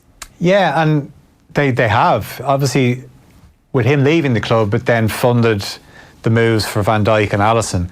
There's definitely a role in Liverpool team for Coutinho when there's certain times that they can't unlock a defence. But is he going to be a regular for them? And what would I don't know, Liverpool fans generally feel that, no, we don't need Coutinho back. Now, there's obviously plenty of Liverpool fans out there that think, why not get him? And this is a better deal now, a 2-month or a 2-year loan deal, where you have the option of buying him if it all works out. And you imagine if Jurgen Klopp wants him back in, then he sees a role for him in the team. Certainly I can see the merits of having him back in the squad. But if he doesn't sign, I don't think anyone's going to lose any sleep over it.